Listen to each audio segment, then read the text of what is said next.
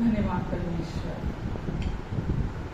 मेरे गीतों का विषय तू मेरी आराधना, तेरी महिमा मुझसे होवे ये मेरी है कामना, तेरी महिमा मुझसे होवे ये मेरी है कामना। मेरे गीतों का विषय तू मेरी आराधना, तेरी महिमा मुझसे होवे ये मेरी है कामना, तेरी महिमा मुझसे होवे ये मेरी है कामना। मेरे गीतों का विषय तेरा वचन जो राह मेरे गीत का चलता है, मेरे जीवन का हर पहलू इसमें ढलता है। तेरे वचन के द्वारा मुझको साहस मिलता है, वो जो कभी ना भटकेगा जो उस पर चलता है। तेरे वचन को थामे रहूं हो मेरी ये साधना, तेरी महिमा मुझसे होवे ये मेरी है कामना, तेरी महिमा मुझसे होवे ये मेरी है कामना। मेरे गीतों का विषय तू मेरी आराधना, तेरी महिमा मुझसे होवे कामना, तेरी महिमा मुझसे होवे कामना। जब से मैंने मेरे प्रभु जी तुझको पाया है, तेरे अनूठे प्रेम के आगे शीश झुकाया है। तेरी महिमा गाने को ये सांस उठाया है, गीत नया जीवन में मेरे तब से आया है। तेरे वचन को थामे रहूं हो मेरी ये साधना, तेरी महिमा मुझसे होवे ये मेरी है कामना, तेरी महिमा मुझसे होवे ये मेरी है कामना। मेरे गीतों का विषय तू मेरी आराधना, तेरी महिमा मुझसे होवे ये मेरी है कामना, तेरी महिमा मुझसे होवे ये मेरी है कामना, तेरी महिमा मुझसे होवे ये मेरी है कामना। मेरे गीतों का विषय, मेरे गीतों का विषय, मेरे गीतों का विषय। आमेन। हाँ यीशु प्रभु, आप हमारे गीतों का विषय हैं, आप हमारी स्तुति, आप हमारी आराधना है यीशु। हम आपको धन्यवाद देते हैं प्रभु, धन्यवाद देते हैं यीशु, आपके प्यार के लिए आपको धन्यवाद देते हैं प्रभु। जब से मैंने मेरे प्रभु जी तुझको पाया है, तेरे अनूठे प्रेम के आगे शीश झुकाया है। हाँ प्रभु यीशु मसीह, आपके अनूठे प्यार के सामने हम शीश झुकाते हैं। हम विश्वास करते हैं आपके प्यार पर यीशु, क्योंकि आपके प्यार जैसा कोई दुनिया का दूसरा प्यार नहीं है। आपके प्यार में हमें चंगाई मिली है, शांति मिली है, आजादी मिली है आपके प्यार में। यीशु, हम आपके प्यार के लिए आपको धन्यवाद देते हैं प्रभु। आमेन। Hallelujah, hallelujah.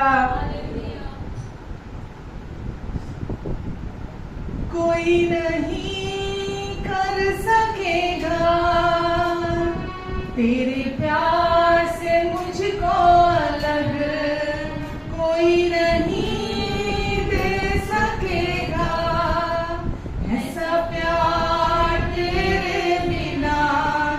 कोई नहीं, कोई नहीं तेरे बिना,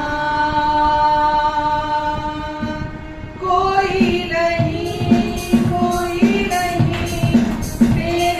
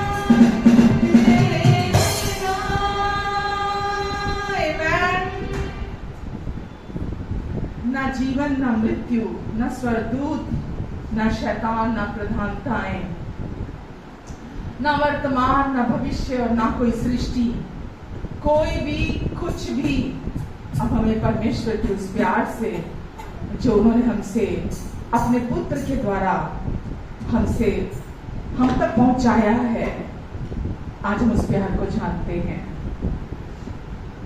हमने उस प्यार पर विश्वास किया है और इसीलिए वचन वायदा करता है कि कोई भी कुछ भी हमें उस प्यार से अलग नहीं कर सकता। परमेश्वर के प्यार की लंबाई, चौड़ाई, ऊंचाई और गहराई इंसानी समझ से परे की बात है। केवल वो इसे जानते हैं जिन्होंने यीशु पर विश्वास किया है। आमेन, हालेलुया। तू प्यार का सागर, सागर दया का तू है, तू प्यार का सागर, सागर दया का तू है, तू प्यार का सागर, सागर दया का तू है। तेरे प्यार के सागर में हम तैरना चाहते हैं। तेरे प्यार के सागर में हम तैरना चाहते हैं। तू प्यार का सागर, सागर दया का तू है, तू प्यार का सागर,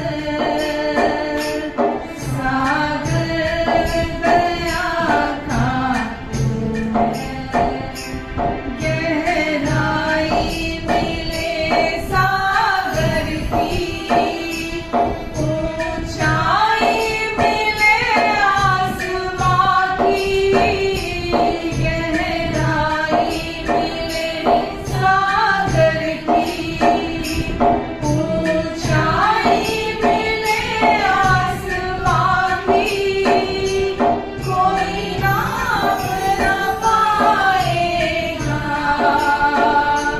गहराई तेरे प्यार की यीशु, कोई नाप न पाएगा गहराई तेरे प्यार की।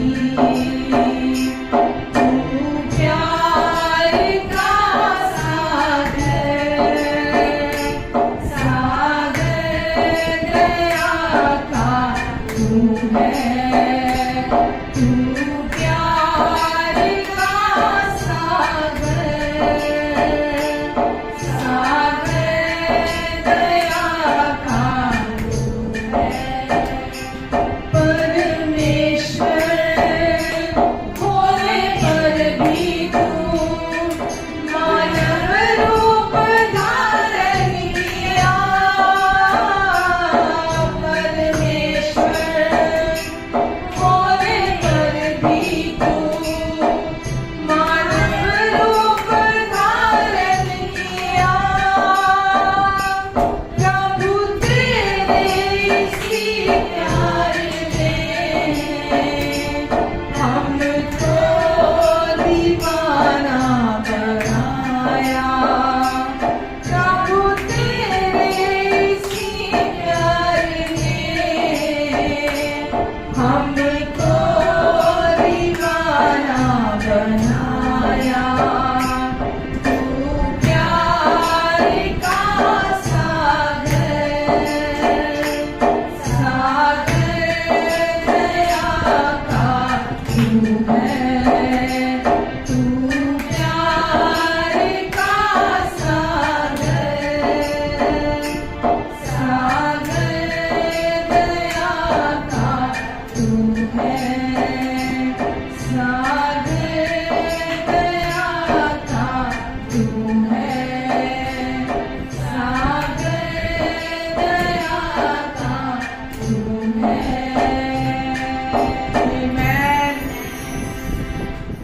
जितने कहते हम आपके नाम को, स्तुति करते हैं आपके नाम की, ऊंचा उठाते हैं आपके नाम को, धन्यवाद देते हैं परमेश्वर।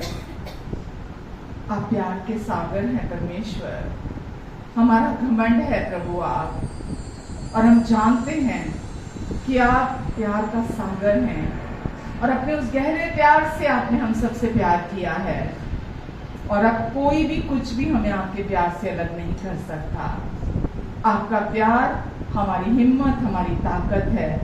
हम हमेशा आपके प्यार में बने रहते हैं परमेश्वर, क्योंकि हम जानते हैं बाहर दुनिया में आप जैसा प्यार कोई नहीं कर सकता, किसी का भी नहीं हो सकता, किसी का भी नहीं हो सकता।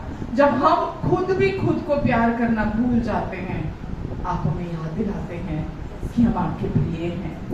आप हमें तब भी याद दिलाते हैं कि हम आपके प्रिय हैं, क्योंकि आपका प्यार बिना रुके 24 घंटे, 7 दिन, 365 दिन साल में एक जैसा रहता है। आपका प्यार हमें कोई कमी नहीं देखता, कोई दोष नहीं देखता। आपका प्यार हमें कमजोर नहीं बनाता, आपका प्यार हमें स्ट्रांग बनाता है। हम आपके प्यार के लिए आपको धन्यवाद देते हैं परमेश्वर, धन्यवाद देते हैं पिता। जितने लोग यहाँ हैं इन सब के जीवन के लिए आपको धन्यवाद देती हूँ परमेश्वर। आपने अपनी सच्चाई और विश्वास योग्यता को इनके जीवन पर समय समय पर दिखाया है, और आज परमेश्वर ये जानते हैं कि आप इन्हें कितना प्यार करते हैं। पर हम बार बार आपसे सुनना चाहते हैं, हम बार बार आपसे जानना चाहते हैं, क्योंकि ये कवच की तरह हमें संभाल कर रखता है। हम धन्यवाद देते हैं परमेश्वर आपको आपके वचन के लिए। हम धन्यवाद देते हैं परमेश्वर आपको आपके अभिषेक के लिए, आपके प्यार, आपके कंसर्न के लिए हम आपको धन्यवाद देते हैं परमेश्वर। आपका वचन हमारे वचन में लिखा है, पांव के लिए दीपक और मार्गों के लिए उजाला है। जीवन के हर पहलू में आपका वचन हमें संभालता है, हमें मार्गदर्शन करता है, हमें रोशनी दिखाता है। और आज भी परमेश्वर हम आपकी ओर ताकते हैं। आपका वचन आज भी जहां कहीं भी अंधकार ने अपना स्थान बनाया है, वहां रोशनी देने जा रहा है। हम आपको धन्यवाद देते हैं परमेश्वर, धन्यवाद देते हैं पिता। जितने लोग मुझे सुन रहे हैं इस समय, और जितने लोग ऑनलाइन हमें बातें सुनेंगे, इन सब पर, इनके अपनों पर आप अपना प्रेमी और अनुग्रहकारी हाथ बनाकर रखेंगे। इनकी सारी जरूरतें आप जानते हैं परमेश्वर, और आप अपनी महिमा के उस धन से जो मसीह यीशु में है, इनकी सारी जरूरतों को पूरा करेंगे। इन्हें भी संभालेंगे और इनके अपनों को भी आप संभालेंगे। आपका वचन जो थाम कर चलता है वो कभी नहीं गिरता, वो कभी नहीं गिरता। जो आपके वचन को पहला स्थान देता है अपने हृदय के भीतर, पिता मैं आपको धन्यवाद देती हूँ परमेश्वर। धन्यवाद, मेरी भी आप मदद करेंगे परमेश्वर।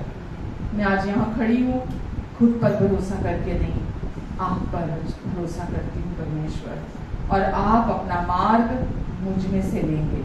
और प्रभु, जो लोग भी इस वचन को सुनेंगे वो चंगाई पाएंगे, वो आपकी भलाइयों को रिसीव करेंगे, वो छुटकारे को प्राप्त करेंगे यीशु के नाम से। धन्यवाद परमेश्वर, धन्यवाद। आमेन। हालेलुया। आप सब कैसे हैं? आमेन। गर्मी का क्या हाल है? आमेन। बहुत बढ़िया। गर्मी से ज्यादा ह्यूमिडिटी है, ह्यूमिडिटी ने सबको परेशान करके रखा हुआ है। आमेन। लेकिन परमेश्वर हमें अंदर से संभालते हैं। आमेन। हम ह्यूमिडिटी को भी अच्छे से बर्दाश्त कर सकते हैं, इतने परेशान नहीं होते जितना दुनिया के लोग परेशान होते हैं। हालेलुया। तो वचन के लिए तैयार हैं? तैयार होके आए हैं सुनने के लिए? तो आज का वचन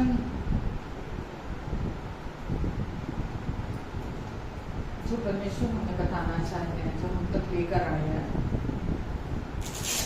परमेश्वर चाहते हैं हम एक बात को समझें कि ये सबसे बड़ा सच है कि हमारे जैसा दूसरा कोई नहीं है इस दुनिया में। जो परमेश्वर ने हमें बनाया है, हम यूनिक हैं, है ना, हम अद्भुत हैं, हमारे जैसा, जिसको बोल सकते हैं अद्वितीय है, हमारे जैसा दूसरा इस दुनिया में कोई नहीं है।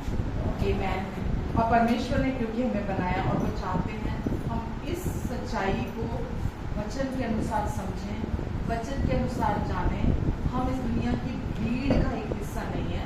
परमेश्वर ने जब हमें बनाया है, तो जैसा कि हम सब जानते हैं, इस संसार में भी जब हम अपनी आइडेंटिफिकेशन को देखते हैं, अपने नेल्स को, अपने बालों को, अपनी आंखों के कलर को, अपने थंबप्रिंट को, तो वो भी हमें बताता है कि हमारे जैसा दूसरा कोई नहीं है। आमीन।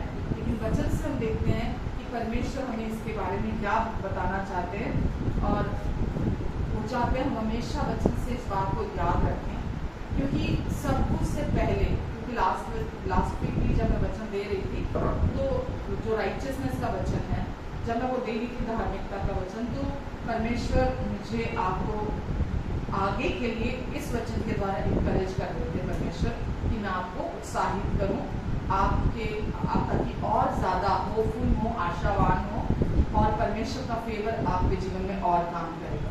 इफिसियो आप मेरे साथ निकाल सकते हैं। इफिसियो में इफिशियन चैप्टर 1 वर्स 4 to 6, इफिसियो 1:4 से लेकर 6 तक।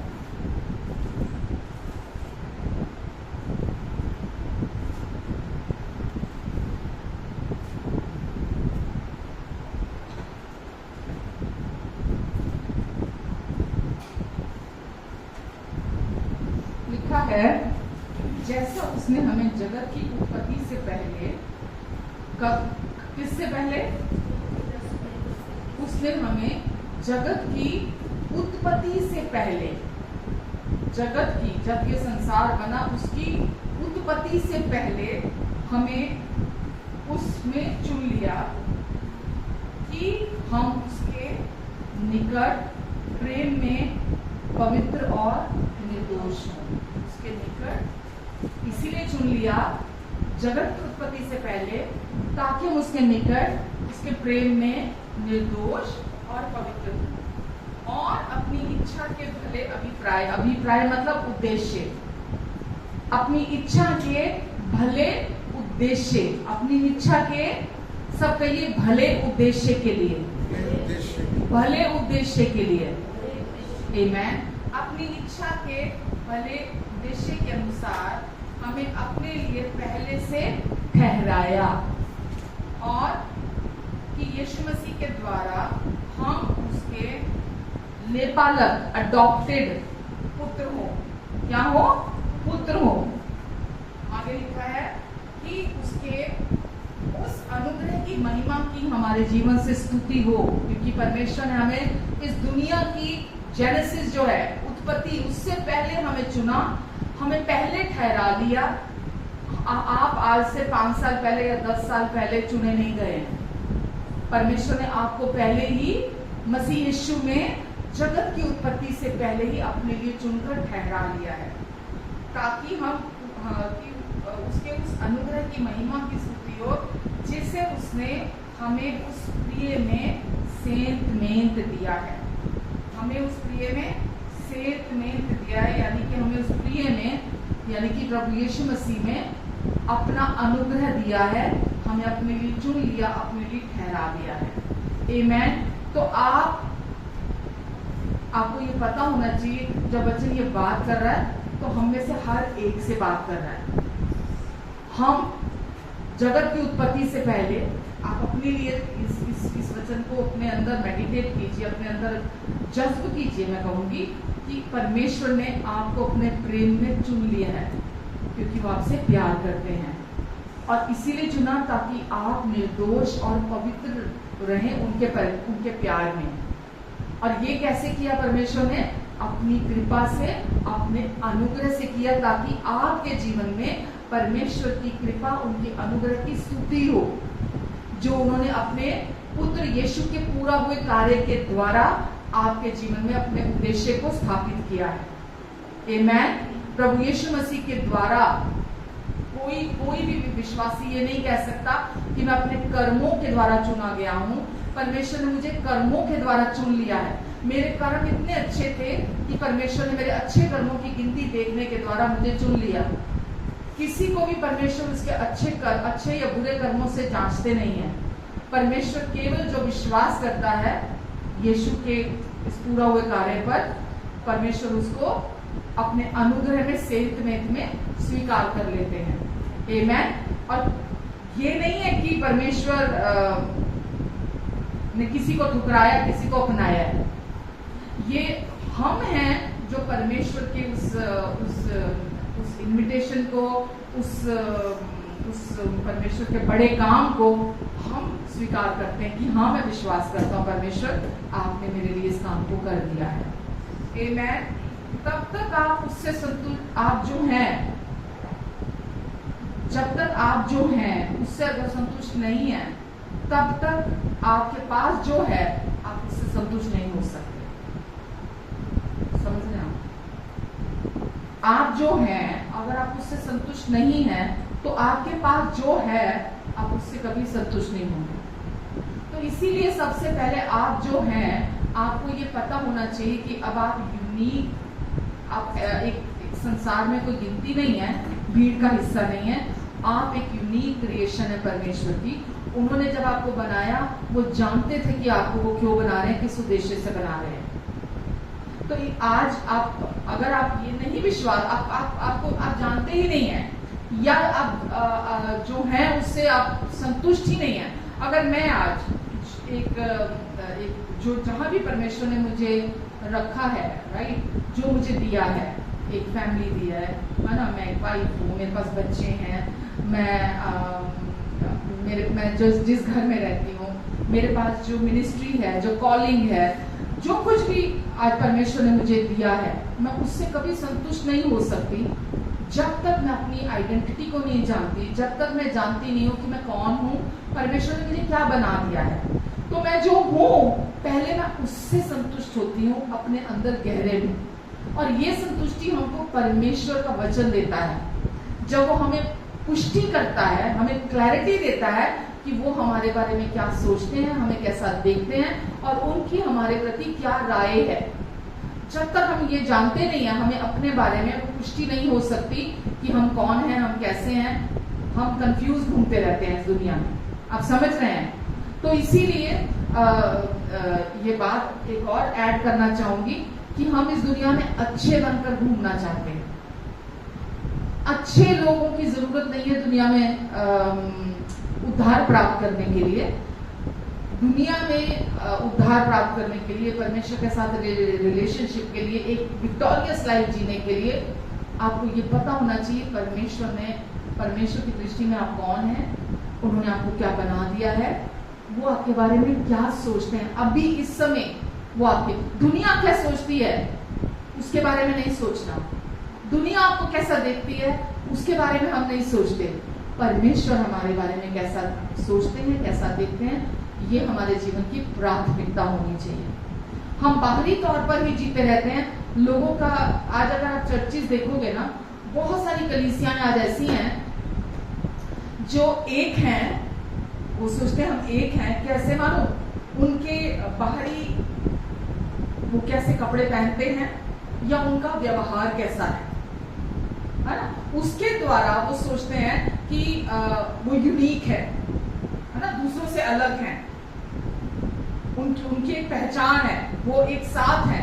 क्यों? क्योंकि उनका व्यवहार एक जैसा है और उनका बाहरी पहनावा एक जैसा है। आज जब हम प्रभु यीशु मसीह में हैं तो आज हम बाहरी पहनावे को और हमारे व्यवहार को नहीं देखते हैं। आज हमारा एक ही लक्ष्य है, यीशु ने मुझे वो जो यूनिकनेस की मैं आज बात कर रही हूँ, मुझे उन्होंने क्या बना दिया है, अब मैं कौन हूँ, मेरी आइडेंटिटी क्या है। समझ रहे हैं आप? तो हम उसको अपना फोकस रखते हैं, क्योंकि जब हम ये जान चाहते हैं कि हम कौन हैं, तो हम फिर वो भी जान जाते हैं जो हमें करना है। पहले अगर मुझे मेरी पहचान ही नहीं मालूम और मैं बाहरी तौर पर नियमों का पालन करना, है ना, परमेश्वर को खुश करना, मैं बाहरी तौर पर इन कोशिशों में लगी हुई हूँ, इस प्रदर्शन में लगी हुई हूँ कि बस ऐसा करना होता है, मतलब ऐसा करना होता है। परमेश्वर को खुश करने के लिए मुझे ये करना है, परमेश्वर का फेवर पाने के लिए मुझे कुछ करना है ना, मुझे फ्यूचर में अपने लाइफ में सक्सेस चाहिए तो मुझे ये करना है, ये मेरा काम है, मुझे करना है, मुझे रोज का ये रूटीन फॉलो करना है, या मुझे खास तरह का एक जीवन जीना है, मुझे खास तरह की एक जीवन शैली फॉलो करनी है, तो शायद परमेश्वर की दृष्टि मुझ पर पड़ सकती है।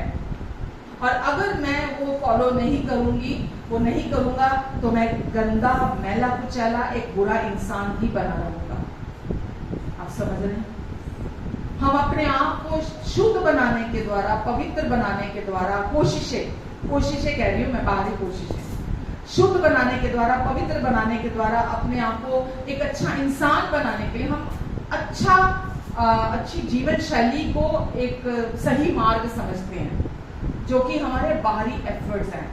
मैं आपको आज ये बता रही हूं कि परमेश्वर ने आपको चुना हुआ है, आपको पहले से ठहराया हुआ है, आपको अपने प्रिय पुत्र यीशु में आपको एक्सेप्ट कर लिया, अपना 100% अप्रूवल दे दिया है, आपके बिहाफ पर सब काम परमेश्वर ने खुद पूरा किया है। ये कोई दिल बहलाने वाली कोई स्टोरी, कोई कहानी नहीं है कि कोई आपको यहाँ खड़ा होकर कह रहा है जाओ मौज करो, जाओ जो तुमको अच्छा लगता है वो करो, क्योंकि अब सब कुछ ठीक है, बस तुम खुश रहो जाके। ये दिल बहलाने के लिए कोई विचार नहीं दे रही हूँ मैं आपको ये बता रही हूँ कि आज परमेश्वर चाहते हैं कि आप आजादी को समझें, आजादी का जीवन जिए। आप आज ये समझे यीशु मसीह कौन है, यीशु मसीह के आने के द्वारा परमेश्वर ने आपको क्या बताया है सच आपके बारे में, कि अब आप कौन हैं। मैं तो नहीं जानती थी मेरे बारे में क्या सच है। मैं अपने आप को हमेशा एक रिजेक्टेड, एक दुखी, एक निराश, एक विक्टिम के रूप में मैंने हमेशा अपने आप को देखा है, एक पीड़ित के रूप में मैंने हमेशा अपने आप को देखा है। लेकिन क्योंकि मैं जानती नहीं थी मेरी पहचान क्या है, इसीलिए मैं हमेशा उस स्थान पर पड़ी रहती थी। बाहर से मैं खुश दिखती थी, बाहर से मैं अच्छा बनने की कोशिशें करती थी, बाहर से मैं परफॉर्म अच्छा करती थी, बाहर से मैं रिलीजियस होने की कोशिशें करती थी, लेकिन मैं जानती थी कि अंदर मैं बुझी हुई थी, टूटी हुई थी। और आज अगर आप लोगों की बात, मैं बहुत लोगों की बात करूंगी, बहुत सारे लोग थक चुके हैं। वो एक्चुअल में एक क्या बोलूं मैं, वो चाहते हैं कि अब वो ना एक बिना दिखावे का जीवन जिए, बस थक गए, अब बहुत दिखावा कर लिया। ये स्टेज आती है लाइफ में, ये आती है। इंसान अनजाने में पहले उस तरफ चलता चला जाता है कि नहीं मुझे ये भी करना है, मुझे ये भी करना है, मुझे ये भी करना है, मुझे ये भी करना है, परमेश्वर के सामने अच्छा बनने के लिए और सक्सेसफुल लाइफ के लिए मुझे ये जीवन फॉलो करना है। लेकिन एक समय आता है, अंदर उचाट हो जाता है, अंदर परेशान हो जाता है, वो वेदना, वो दुख, वो पीड़ा अंदर आती है कि मैं ना अब बस थक गया हूँ, बस मुझे एक रियल लाइफ जीनी है, मैं जैसा हूं ना बस मुझे वो बनकर जीना है, मुझे वो बनकर जीना है, मैं थक गया हूँ। ऐसा जीवन में समय आता है और परमेश्वर एक्चुअली में इंतजार करते हैं कि इंसान इस सच्चाई को स्वीकार करे। जैसा हम बोल देते ना, व्यवस्था दी गई थी ताकि लोग धर्मी ठहरें, व्यवस्था इसलिए नहीं दी गई थी कि लोग धर्मी बनने की कोशिशें करें और वो धर्मी बन सकते हैं। व्यवस्था इसलिए दी गई थी ताकि लोग ये समझ जाएं कि बिना परमेश्वर के कुछ नहीं कर सकते, बिना परमेश्वर के कुछ नहीं कर सकते। और हमारे लिए भी जब तक हम इस बात के अपने जीवन में पुष्टि प्राप्त नहीं कर लेते, हमें क्लैरिटी नहीं आ जाती है कि हम आज यीशु में कौन हैं, हम कितने स्पेशल हैं, परमेश्वर ने हमें क्या बना दिया है, हम अपने जीवन में कितनी भी कोशिशें कर ले हम उसे प्राप्त नहीं कर सकते जो परमेश्वर ने हमें बनाया है, जो वो चाहते हैं। आमेन। ठीक है, तो मैं भी आज एक वास्तविक जीवन जीना चाहती हूँ। मैं नकली जीवन नहीं जीना चाहती जो केवल बाहरी दिखावे का जीवन है। मैं वास्तविक जीवन जीना चाहती हूँ कि मतलब जिसमें आपको समझ में आ रहा है मैं क्या बोल रही हूँ, एक राइट वर्ड ढूंढ रही हूँ मैं। वास्तविक जीवन से क्या मतलब होता है? वास्तविक और एक हो गया फेक ना। फेक मतलब लोगों को खुश करना और आप उस भीड़ में शामिल हो, आप उसको करते चले जा रहे हो, करते चले जा रहे हो, करते चले जा रहे हो, है ना, ये सोचते हुए कि शायद आपको वहां पर लोग पहचानेंगे, एक्नॉलेजमेंट मिलेगी, आपको लोग आपको सराहेंगे, परमेश्वर आपको सराहेंगे, परमेश्वर आपको अच्छा बोलेंगे कि वाह बहुत अच्छी बेटी है मेरी, ये मेरा बहुत अच्छा बेटा है मेरा, है ना। आप सोचें कि मैं और कुछ नहीं, चलो आत्मिक चीजें जो आप समझते हैं, मैं ये समझती हूँ आप जो चीजें विश्वास के द्वारा, है ना, विश्वास में कोशिशें करने के द्वारा जो चीजें आप परस्यू करना चाहते हो, परमेश्वर आपको जब आप अपनी आइडेंटिटी को जान जाते हो ना, आपको एफर्टलेसली परमेश्वर आपको वो जीवन देते हैं। विश्वास करना कि मेरे को ये विश्वास करना है, मुझे ये विश्वास करना है, मुझे ये विश्वास करना है, मुझे प्रार्थना इतने घंटे करनी है, मुझे वचन इतने घंटे पढ़ना है, मुझे इतना दान देना है, मुझे इतने भले काम करने हैं, मुझे ये करना है, मुझे ये करना है, मुझे ये करना है। तो अपनी कोशिशों से विश्वास करना, और एक होता है परमेश्वर के उस अनुग्रह पर विश्वास करना जो उन्होंने अब सेंत मेंत में हमें बना दिया है, हमें अपने पुत्र में बना दिया है, अपने पुत्र के साथ हमें एक कर दिया है। आप समझ रहे हैं, हम वो बनने की कोशिश नहीं कर रहे जो संसार कर रहा है, शुद्ध, धर्मी, पवित्र, भला, नेक इंसान, है ना, हम पहले ही वो बना दिए गए हैं। वचन कहता है जैसा प्रभु यीशु मसीह है इस समय स्वर्ग में, वैसे इस धरती पर। तो हम कुछ भी बनने की कोशिश नहीं कर रहे। जब हम बनने की कोशिश कर रहे होते हैं, हम अलग रोड पर चले जाते हैं। इसीलिए आपको ये जानने की और समझने की जरूरत है कि पहले आपको अपने बारे में जानना है कि मैं कौन हूं। जब आप वो जान जाएंगे तो आप वो जो आपके पास है आप उससे संतुष्ट होने लगेंगे। आमीन। अगर आज आपके पास जो है उससे आप संतुष्ट नहीं हैं, तो इससे आपको क्या समझ में आता है? आपके पास जो है अगर आप उससे संतुष्ट नहीं है, आपको क्या समझ में आता है? आप जो हैं आपको भी उस पर विश्वास नहीं है, इसीलिए आपके पास जो है वो आपको संतुष्ट नहीं कर सकता। दुनिया के लोगों के पास आप देखते हो करोड़ों हैं, अरबों है, गिनती नहीं है, इतना पैसा, इतना शान और शौकत, नाम, सब कुछ है। उनके पास जो है वो उन्हें कभी संतुष्ट नहीं कर सकता, क्योंकि अभी तक वो जानते नहीं है वो जो है। वो इस दुनिया में अपनी पहचान बनाने की कोशिश कर रहे हैं, अपनी कोशिशों के द्वारा, अपने एफर्ट्स के द्वारा, अपनी परफॉर्मेंस के द्वारा। मैं ये जगह प्राप्त कर लूं, मैं वो जगह प्राप्त कर लूं, मैं इसके सामने अच्छा बन जाऊं, मैं उसके सामने अच्छा बन जाऊं, मेरे को ये व्यक्ति अच्छा बोले, मेरे को वो व्यक्ति अच्छा बोले। वो अपनी कोशिशों में लगे हुए हैं। अभी तक जब तक आप जानते नहीं है आप जो है, आप पवित्र आत्मा पर डिपेंड होकर नहीं चल सकते, आप परमेश्वर के अनुग्रह पर नहीं चल सकते जब तक आपको अपने बारे में क्लैरिटी नहीं। आप समझ रहे हैं? अपने बारे में नहीं पता। तो मैं अपने जीवन में संतुष्टि का जीवन जीना चाहती हूँ। आप अपने जीवन में संतुष्टि का जीवन जीना चाहते हैं, उसके लिए बहुत एफर्ट्स की जरूरत है, बहुत परफॉर्म करने की, बहुत कोशिशें करने की जरूरत है कि मैं ये नियम पालन कर लूं, मैं ये नियम पालन कर लूं, मैं ये अपना रूटीन सेट कर लूं, मैं ऐसा कर लूं, मैं वैसा कर लूं, ताकि मैं अपने जीवन में संतुष्ट हो जाऊं। नहीं है। जब तक कोई व्यक्ति वो जो है, आप तक्के नहीं है ऊपर से, आपकी सही पहचान वो नहीं है जो आपके जिस परिवार में, जिन माँ बाप से आप पैदा हुए हैं, वो आपकी सच्ची पहचान नहीं है। समझिए इस बात को। हम यही सोचकर डिप्रेशन में रहते हैं, मैं तो इस परिवार में पैदा हुआ हूँ, ये मेरे माँ बाप है, काश ये मेरे माँ बाप ना होते, काश मैं इस परिवार में पैदा ना होता, काश मेरे साथ ऐसा ना हुआ होता, काश मेरे साथ वैसा ना हुआ होता।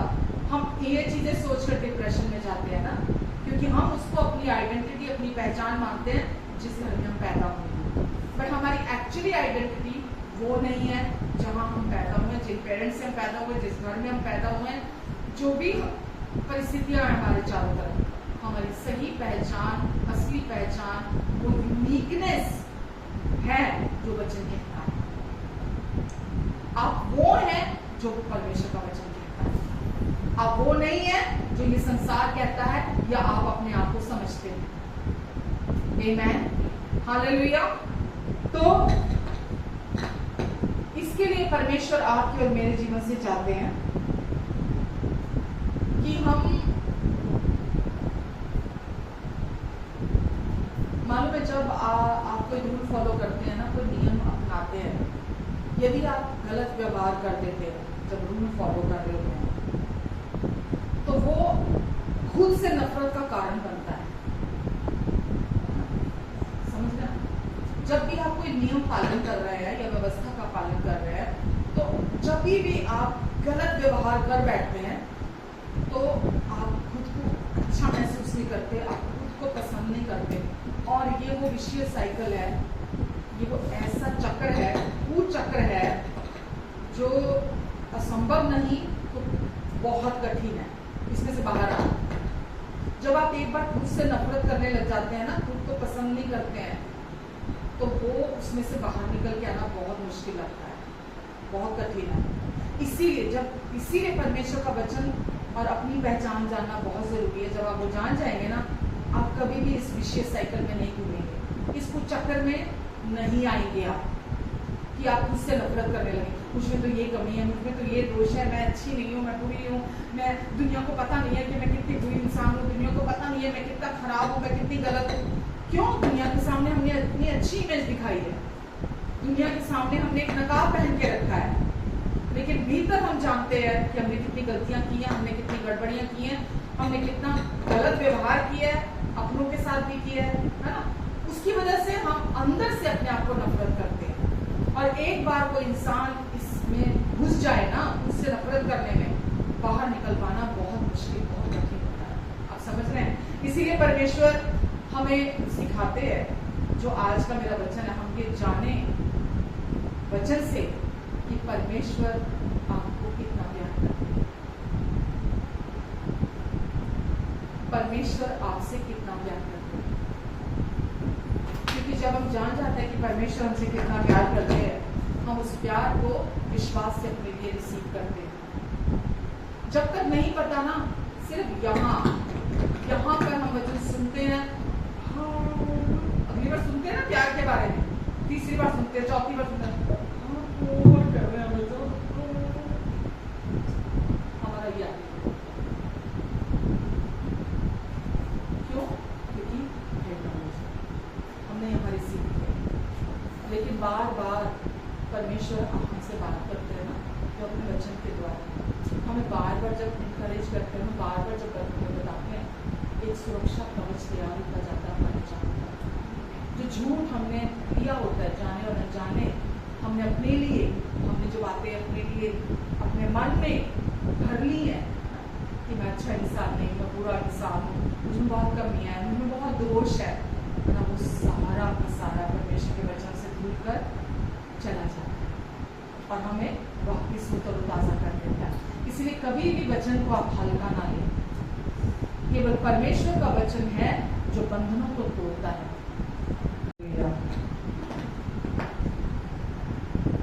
जब आप परमेश्वर के प्यार को अपने लिए सुनते हैं ना, तो परमेश्वर की अच्छाई और भलाई हमारे अंदर स्टैब्लिश होती है। जब तक आप उसको सुनते नहीं हो ना, वो अच्छाई और कठोरता जो है कैसे जाती है? परमेश्वर के प्यार को सुनने से जाती है। अंदर का कड़ापन कैसे जाता है? जब आप अपने बारे में और परमेश्वर के बारे में आप बातों को सुनते हैं वचन के अनुसार, तो अंदर का कड़ापन, अंदर की कठोरता चली जाती है। परमेश्वर की अच्छाई, परमेश्वर की खूबसूरती, उनकी सुंदरता हमारे अंदर स्टैब्लिश होती है। आमेन। और वो बड़े ही सहजता से हमारे जीवन में चमकती है। हमारे बाहरी रूप में भी हमने चमकती है और हमारे चारों तरफ भी लोगों के जीवन पर भी वो चमकती है। आमेन। तो इसीलिए परमेश्वर के प्यार को अपने लिए सुनना, उनके प्यार को अपने लिए जानना। वचन हमको बताता है कि जो कोई यीशु मसीह पर विश्वास करता है पापों की क्षमा प्राप्त करता है। राइट? तो जो कोई यीशु मसीह पर विश्वास करता का क्या मतलब है? जो कोई उस प्यार पर विश्वास करता है, राइट, जो ये मानता है, जो ये राजी हो जाता है कि सच में परमेश्वर बहुत अच्छे हैं, सच में मुझे बहुत प्यार करते हैं, इसीलिए उन्होंने मेरे सारे पापों से मुझे माफी दिला दी है और अब मुझे अपने पापों से निपटने के लिए कुछ नहीं करना। मुझे उन पापों के उपाय के लिए जो मैं गलती करता हूं, मुझे उसके लिए कोई कोशिश नहीं करनी, कुछ परफॉर्म नहीं करना मुझे उसके लिए, क्योंकि परमेश्वर ने वचन में वायदा कर दिया जो कोई भी यीशु पर विश्वास करता है वो संपूर्ण पापों की माफी प्राप्त करता है। तो ये काम, बड़ा काम परमेश्वर ने हमारे लिए कर दिया है। आमेन। और हमें परमेश्वर ने, अगर आप पढ़ते हैं प्रेरितों 15:9, उसमें लिखा है विश्वास के द्वारा परमेश्वर विश्वासी के हृदय को शुद्ध कर देता है। विश्वास के द्वारा उनके हृदय शुद्ध किए जाते हैं। कैसे किए जाते हैं? आपके कामों के द्वारा, कोशिशों के द्वारा, विश्वास के द्वारा हमारे मन शुद्ध कर दिए गए हैं। आमेन। जब हम परमेश्वर के प्यार पर विश्वास करते हैं कि हाँ, मैं विश्वास करता हूं कि परमेश्वर आप मुझे बहुत प्यार करते हैं, तो हमारे हृदय शुद्ध हो जाते हैं केवल विश्वास करने के द्वारा। हालेलुया। तो हमारे पास जो कुछ भी है उसकी भरपूरी जो परमेश्वर ने हमारे अंदर डाल दी है, हम उसकी तारीफ, उसकी महिमा, उसकी सराहना तभी कर सकते हैं जब उसका एहसास भी हमें तब होता है जब हम यीशु ने जो हमारे लिए क्रूस पर पूरा कर दिया, जब हम उसको अपने लिए जानते हैं। तो क्या पढ़ा था अभी हमने कि विश्वास के द्वारा कोई भेद नहीं है किसी में, पूरी दुनिया में, गोरा है, काला है, यहूदी है, यूनानी है, अंग्रेज है, इंडियन है, किसी भी कंट्री में रहता हो, पर वचन कहता कोई भेद नहीं। जितनों ने उस पर विश्वास किया उन सब के हृदय शुद्ध कर दिए गए। अभी कुछ लोग सोचते हैं अगर मैं नियम पालन नहीं करूंगा, अगर मैं व्यवस्था पालन नहीं करूंगा, अगर मैं डर कर नहीं जीऊंगा, तो मैं तो बहुत पाप करूंगा, मैं तो बहुत गलतियां करूंगा। ऐसा सोचते हैं ना। अभी आपने वचन क्या पढ़ा? आपका अंदर, आपका हृदय शुद्ध कर दिया गया है जब आप विश्वास करते हैं। आपके अंदर शुद्धता है, 100% आप शुद्ध हैं अंदर से। अब कोई गंदे थॉट्स, गंदे बातें, गंदे विचार अब आपके अंदर नहीं है। परमेश्वर ने आपके हृदय को केवल विश्वास के द्वारा शुद्ध कर दिया है। जब आप इस सच्चाई को जानते हैं कि ये काम परमेश्वर ने कर दिया है, आप जो विश्वास करते हैं वही उत्पन्न करते हैं। आप अपने आप को गंदा, बुरा, अशुद्ध इंसान, क्योंकि आपको लगता है मैं ये सोच रहा हूं इसीलिए मैं बुरा हूं, मैं ये सोच रहा हूं इसीलिए मैं गंदा हूं, मेरे ऐसे विचार है इसीलिए मैं गंदा हूं, मैं ये सही चीजें नहीं कर पा रहा हूं इसलिए मैं गंदा हूं, मैं ये सही बातें नहीं कर पा रहा हूं इसलिए मैं बुरा हूं इंसान। आपको ऐसा लगता है, पर वचन क्या कहता है? जिसने भी विश्वास किया परमेश्वर ने उनके हृदय शुद्ध कर दिए हैं। ये है सही विश्वास। आपको ये विश्वास करने की जरूरत है क्योंकि परमेश्वर आप मुझे बहुत प्यार करते हैं, तो मैं ये विश्वास करती हूँ आपने मेरे हृदय को शुद्ध कर दिया है अंदर से। आपका अंदर आपके कर्मों से, आपकी कोशिशों से कभी शुद्ध नहीं हो सकता। आप कितना भी कोशिशें कर लें बाहर से अच्छे कि मैं कंट्रोल करूंगा, मैं गुस्सा नहीं करूंगा, मैं गंदी नजर से किसी को नहीं देखूंगा, है ना, मैं गंदी बात नहीं बोलूंगा, मैं ये नहीं करूंगा। एक जगह मत्ती में लिखा है कि लोग सोचते हैं मैं अगर कुछ ये चीजें नहीं खाऊंगा तो मैं शुद्ध हूं, और अगर मैं ये चीजें खाऊंगा तो मैं अशुद्ध हो जाऊंगा। है ना दुनिया में ऐसा शुद्ध और अशुद्ध खाने लोगों ने रखे हुए ना, कि अगर आप ये खाएंगे तो आप शुद्ध हैं, पवित्र हैं, और अगर आपने ये खाया तो आप पवित्र नहीं हैं। मत्ती में लिखा है, एक जगह शायद 7 में लिखा है कि हम ऐसा सोचते हैं कि ये खाना ये नहीं खाना, है ना। जब हम कंट्रोल करते कि नहीं ये खाना मेरे अंदर गया मैं अशुद्ध हो जाऊंगा, लेकिन बाइबल हमें क्या बोलती है, जो आपने मुंह से खाया वो आपके संडास से बाहर आ गया, ठीक है, वो शरीर में पड़ा नहीं रहा, वो आपके सिस्टम से गया और सिस्टम से डाइजेस्ट होकर वो बाहर निकल गया। वरन लिखा है जो मन से निकलता है ना, इंसान के मन से निकलता है वो इंसान को अशुद्ध करता है। जो मन से बुरे बुरे विचार, है ना, चिंता की बातें, है ना, दोष लगाने वाले विचार, ये जब अंदर से, ये कहां से आते हैं, भीतर से आते हैं, ये इंसान को अशुद्ध करते हैं। खाना अशुद्ध नहीं करता, ये शैतान ने बड़ा, क्योंकि लोग अपने आप को ऐसा सोचते हैं मैं ये खाना नहीं खाऊंगा विशेष प्रकार का, मैं शुद्ध हूं और मैं स्वर्ग चला जाऊंगा। जो व्यक्ति किसी को कोई विशेष प्रकार का खाना खा रहे हैं ये अशुद्ध हैं, इसीलिए ये स्वर्ग नहीं जाएंगे, इनके साथ गलत होगा।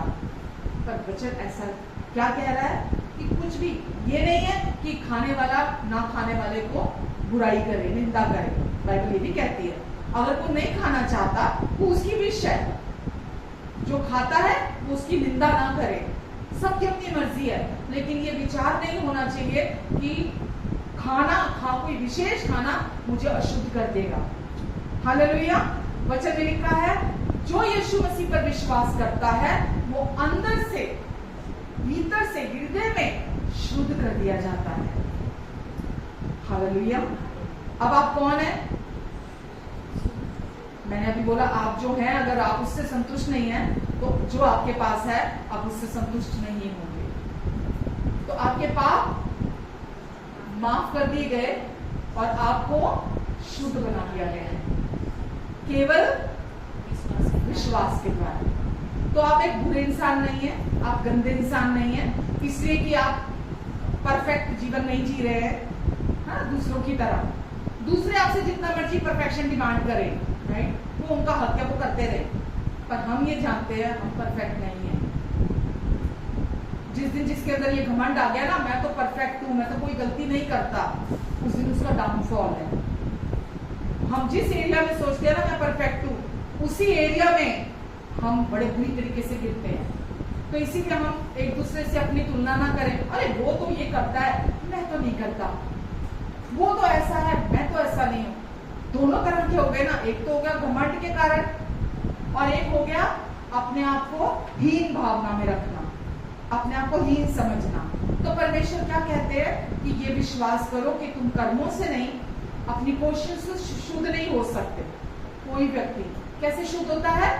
केवल यीशु मसीह पर जो विश्वास करता है वो मन से शुद्ध, अंदर हृदय में शुद्ध कर दिया जाता है। तो जब आप अंदर से शुद्ध हो गए, आप सोचिए जो गंदे विचार पहले आते थे, राइट, क्योंकि अगर आप अभी अपने लिए सोचिए, हर चीज विश्वास के द्वारा काम करती है। अगर आप ये सोचते मैं तो गंदा इंसान हूं, अभी भी ये विचार आते हैं, वही विचार आएंगे।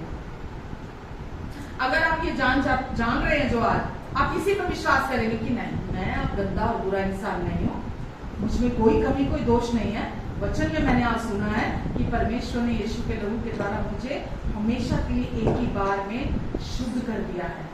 मैं भीतर से शुद्ध हूँ, मेरा हृदय एकदम साफ है, शुद्ध, अंदर से क्लियर कॉन्शियस है मेरी एकदम से। आप जो अगर ये विश्वास करेंगे तो आपके जीवन से वही उत्पन्न होगा। गलत विश्वास गलत जीवन को उत्पन्न करता है। आप डर से अंकुश नहीं लगा सकते कि मुझे डराया जाएगा तो मैं ये काम नहीं करूंगा, या मैं कुछ करूंगा तो ये चीजें मेरे जीवन में नहीं होंगी। केवल विश्वास आपके जीवन में प्रतिफल को लेकर आता है। हालेलुया। तो हम उस प्रिय में स्वीकार किए गए हैं, उसमें संपूर्ण किए गए हैं, उसमें अनमोल हैं, उसमें बहुमूल्य हैं। किसमें? प्रभु यीशु मसीह में। और एक बार जब हम उस यीशु के सुसमाचार पर विश्वास कर लेते हैं जो हम सुन रहे हैं, हमारा उद्धार, हमारा मोक्ष, हमारी मुक्ति हमेशा के लिए निश्चित है। कोई उसे छीन नहीं सकता।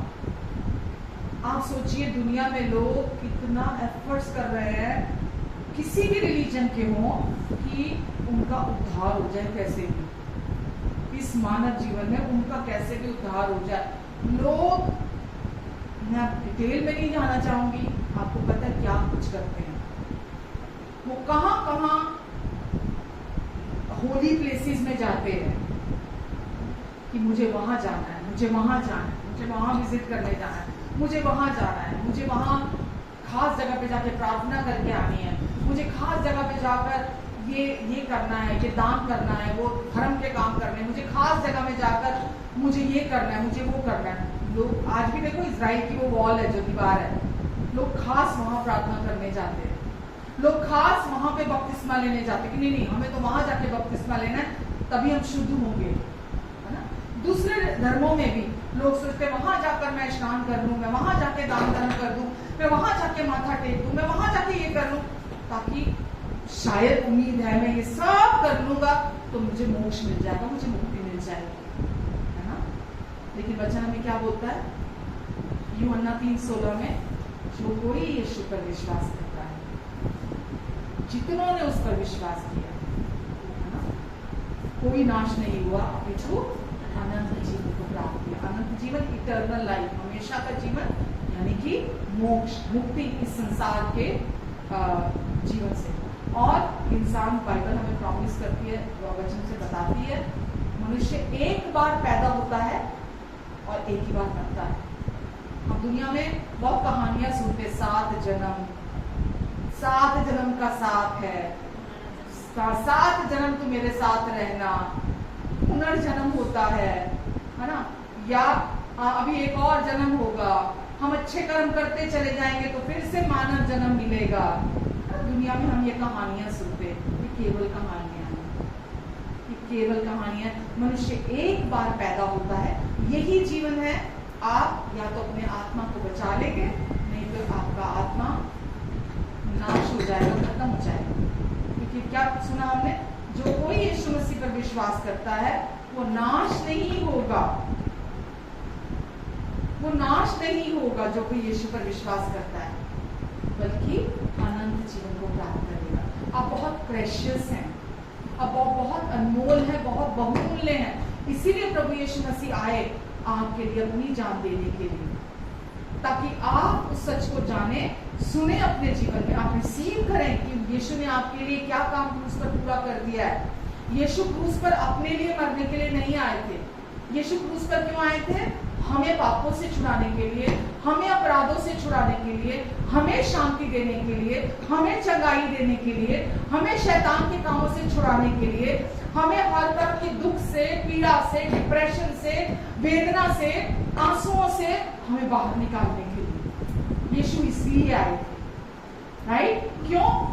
किसकी, आप सोचिए कि कभी भी कुछ किया जाता है ना, तो अगर परमेश्वर ने संसार के लिए कुछ किया, अगर संसार कूड़ा होता, अगर उसकी कोई वैल्यू नहीं होती संसार की, अगर संसार कूड़ा होता, जैसा कि लोग सोचते हैं कि हम तो कीड़े हैं, हम तो गंदे हैं, हम तो बुरे हैं, हम तो कीड़े हैं, है ना। अगर संसार कूड़ा होता तो क्या यीशु मसीह आते इस दुनिया में? आप कूड़ा नहीं है, हमने वो, परमेश्वर ने हमें चुना है, उत्पत्ति से पहले हमें ठहराया है अपने लिए, अपने अनुग्रह में, उस अपने प्रिय में हमें सेंत मेंत में उन्होंने पहले से ही चुन लिया है। आमेन। आप चुने गए हैं, मतलब अंदर से जागने की, अपने आप को झंझोड़ने की जरूरत है। जो आदत पड़ चुकी है हमें अपने 5 सेंसेस पर विश्वास करने की, हर समय विचारों में ही घूमते रहते हैं। प्रेजेंस ऑफ माइंड तो लोगों का बहुत कम है। प्रेजेंस ऑफ माइंड क्यों नहीं है लोगों का? कि वो प्रेजेंट में, प्रेजेंस ऑफ माइंड का क्या मतलब है? प्रेजेंट में जीना, अभी मौजूदा जो समय है उस समय में जीना, मौजूदा में। कुछ क्या कर रहे हैं पता नहीं, क्यों कर रहे हैं पता नहीं, उसका क्या मिले, क्या होगा पता नहीं, बस presence of mind, absence of mind है, पता ही नहीं है, बस चल रहे हैं अंधों की तरह। अंधों की तरह टटोल रहे हैं। परमेश्वर आपको झकझोर रहे हैं, आपको जगा रहे हैं कि परमेश्वर की सच्चाई को अपने जीवन में रिसीव करो, उसको समझो, उसको जानो। क्योंकि एक बार आपने इस वचन को अपने हृदय की भूमि में जगह दे दी, आप देखोगे आपके अंदर वो शांति, वो संतुष्टि। वचन में एक जगह लिखा है फिलिपियो 4 में, किसी भी बात की चिंता ना करो। देखोगे फिलिपियो 4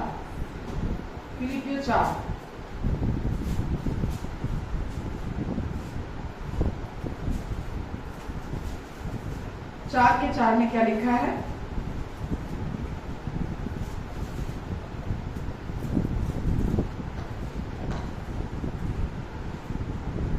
प्रभु में सदा, राइट?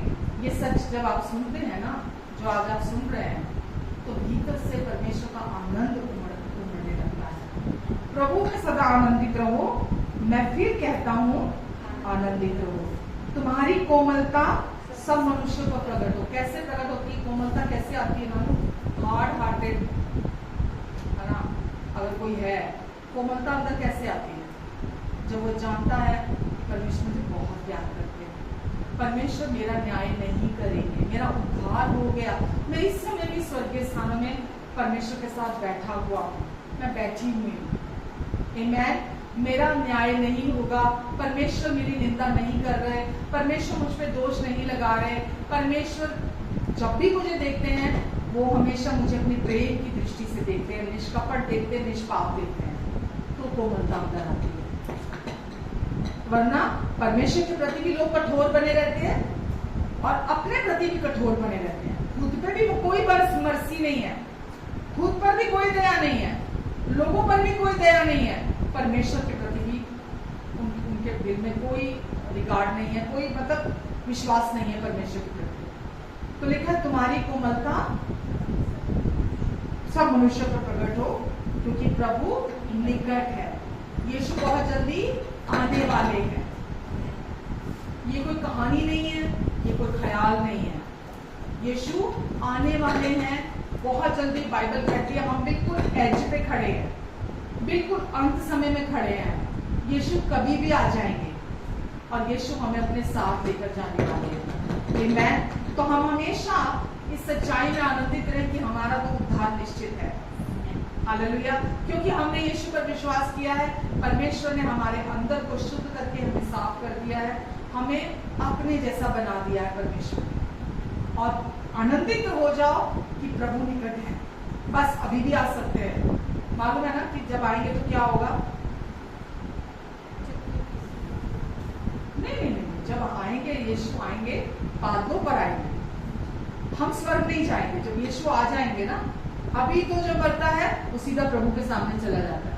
लेकिन जब यीशु हमें लेने के लिए आएंगे, यीशु बादलों पर आएंगे, जमीन पर पैर नहीं रखेंगे वो। पहले वो बादलों पर आएंगे, हम जो जीवित हैं, जो विश्वासी हैं, हम उठा लिए जाएंगे। हमारा जो पुराना जीर्ण शरीर है ये उतर जाएगा, हमें नया शरीर मिलेगा, ग्लोरियस बॉडी मिलेगी, नई देह हमें मिलेगी और हम यीशु के साथ, वचन में लिखा है, हम यीशु के साथ राज करेंगे। आमीन। हालेलुया। तो प्रभु निकट है, वो आने वाले हैं। अगर हम किसी रिलीजन को पकड़ कर बैठे हैं अभी भी,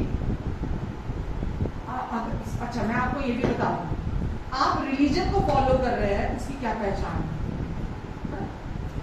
रिलीजन कभी उद्धार का निश्चय नहीं देता। वो बोलता है कि जैसे कर्म किए वैसे फल मिलेगा, जैसे कर्म है वैसे फल मिलेगा। रिलीजन कभी आपको कभी उद्धार निश्चित करता है, आपका मोक्ष मुक्ति निश्चित करता है? कभी नहीं करता। तो रिलीजन कैसे पता चलेगा कि मैं जो सुन रहा हूँ, मैं जो विश्वास कर रहा हूँ, वो रिलीजन है या परमेश्वर की सच्चाई है? कैसे पता चलेगा?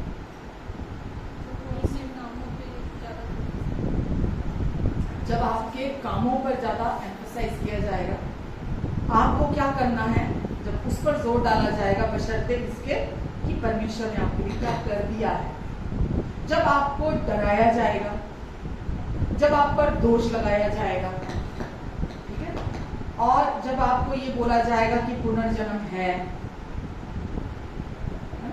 तो ये क्या है? रिलीजन है।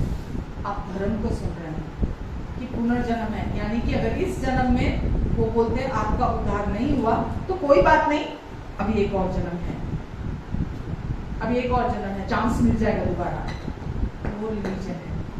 जबकि सच इसके बिल्कुल विपरीत है कि मनुष्य एक बार पैदा होता है और एक ही बार मरता है, दोबारा जन्म नहीं मिलेगा। तो हम इसीलिए हम वचन से जानते हैं कि वचन में लिखा है कि हम आनंदित रहे, प्रभु निकट है। और हम ये जानते हैं कि यीशु पर विश्वास करने के द्वारा हमारा उद्धार हो चुका है, जो कि कोई कैंसिल नहीं कर सकता। यदि आपका नया जन्म हुआ है, आपने पवित्र आत्मा को पाया है, नया जन्म मतलब जो कोई यीशु पर विश्वास करता है वो नई सृष्टि बन जाता है। आमीन। जो कोई यीशु मसीह पर विश्वास करता है वो नई सृष्टि बन जाता है। पुराना खत्म हो जाता है, नया आ जाता है उसके स्थान पर। आमीन। तो अभी आप नई सृष्टि हैं, पुरानी सारी बातें आपके जीवन से बीत गई, सब कुछ नया हो गया है। ये शायद 53 अगर हम देखते हैं, 53 में लिखा है यीशु आए थे, यीशु ने आकर, नहीं सॉरी पहले इसको सॉरी फिलिपियो रह गया था, 4 का 6 पढ़ती हूँ। किसी भी बात की चिंता मत करो, परंतु हर एक बात में तुम्हारे निवेदन, प्रार्थना और विनती के द्वारा धन्यवाद के साथ परमेश्वर के सम्मुख उपस्थित किए जाएं। तब परमेश्वर की शांति जो सारी समझ से परे है तुम्हारे हृदय और तुम्हारे विचारों को मसीह यीशु में सुरक्षित रखे। आमीन। तो जब तक आपको अपनी आइडेंटिटी नहीं पता, आप जो हैं आपको वो नहीं पता, तो क्या होगा आपके जीवन में? हर समय चिंता के दायरे में आप रहेंगे। हर समय आप, जब चिंता में इंसान होता है ना, प्रेजेंस ऑफ माइंड नहीं होती है। जब इंसान एंशियस होता है ना, प्रेजेंस ऑफ माइंड नहीं होता उसका। तो वचन में क्या लिखा है? Do not be anxious for anything. किसी भी चीज के लिए चिंता मत करो। क्यों? क्योंकि अब तुम्हारा परमेश्वर जो तुम्हें प्यार करता है, अब वो तुम्हारे साथ है। आमीन। अब वो आपके साथ है, हमेशा हर पल आपको संभालने के लिए, आपको गाइड करने के लिए, आपको जो भी आपकी जरूरतें पूरी करने के लिए। मैं बड़ा आसान सा एक आपको उदाहरण हमेशा देती हूँ कि जब एक माँ बच्चे को पेट में पाल रही होती है, कुछ महीने बाद ही उसकी छातियां दूध से भर जाती हैं। अभी बच्चा आया नहीं है, उसकी छातियां दूध से भर गई हैं। क्यों? वो बच्चे का भोजन का प्रबंध है। बच्चा पैदा होगा, उसको भोजन चाहिए। आप सोचिए, परमेश्वर कितने अच्छे, कितने प्यार करने वाले, कितने भले पिता हैं कि उन्होंने अगर एक माँ के गर्भ में पल रहे बच्चे के लिए प्रोविजन रखा है, और वही परमेश्वर आपसे कह रहे हैं कि मैं तुझे बहुत प्यार करता हूँ, तू मेरी है, तू मेरा है, धर्मी है, तू पवित्र है, तू शुद्ध है, तू सिद्ध है, तू मेरी है। मैंने तुझे अपने पुत्र के लहू के द्वारा आजाद कर दिया है, सारे बंधनों से आजाद कर दिया है, पाप से, हर अपराध से, शैतान से, व्यवस्था से, हर एक उस चीज से ना, व्यवस्था के एक श्राप से मैंने तुझे छुड़ा लिया है, मैंने तुझे आजाद कर लिया है। इसीलिए अब तू किसी भी बात की चिंता मत कर, तू किसी भी बात की चिंता मत कर। अगर कोई तेरी जरूरत आती है तो तुझे क्या करना है? प्रार्थना कर, मुझे दे दे, विनती, निवेदन कर, है ना, मेरे तक अपनी बात पहुंचा दे, है ना, क्योंकि परमेश्वर बिना बोले भी सब कुछ कर सकते हैं ना, कर सकते हैं ना। लेकिन विश्वास क्या है? बोलता है।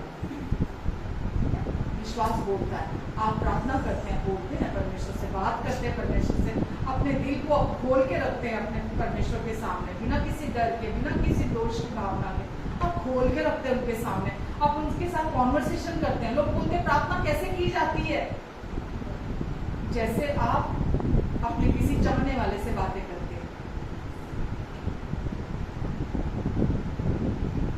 आप जब किसी रेस्टोरेंट में जाते हैं,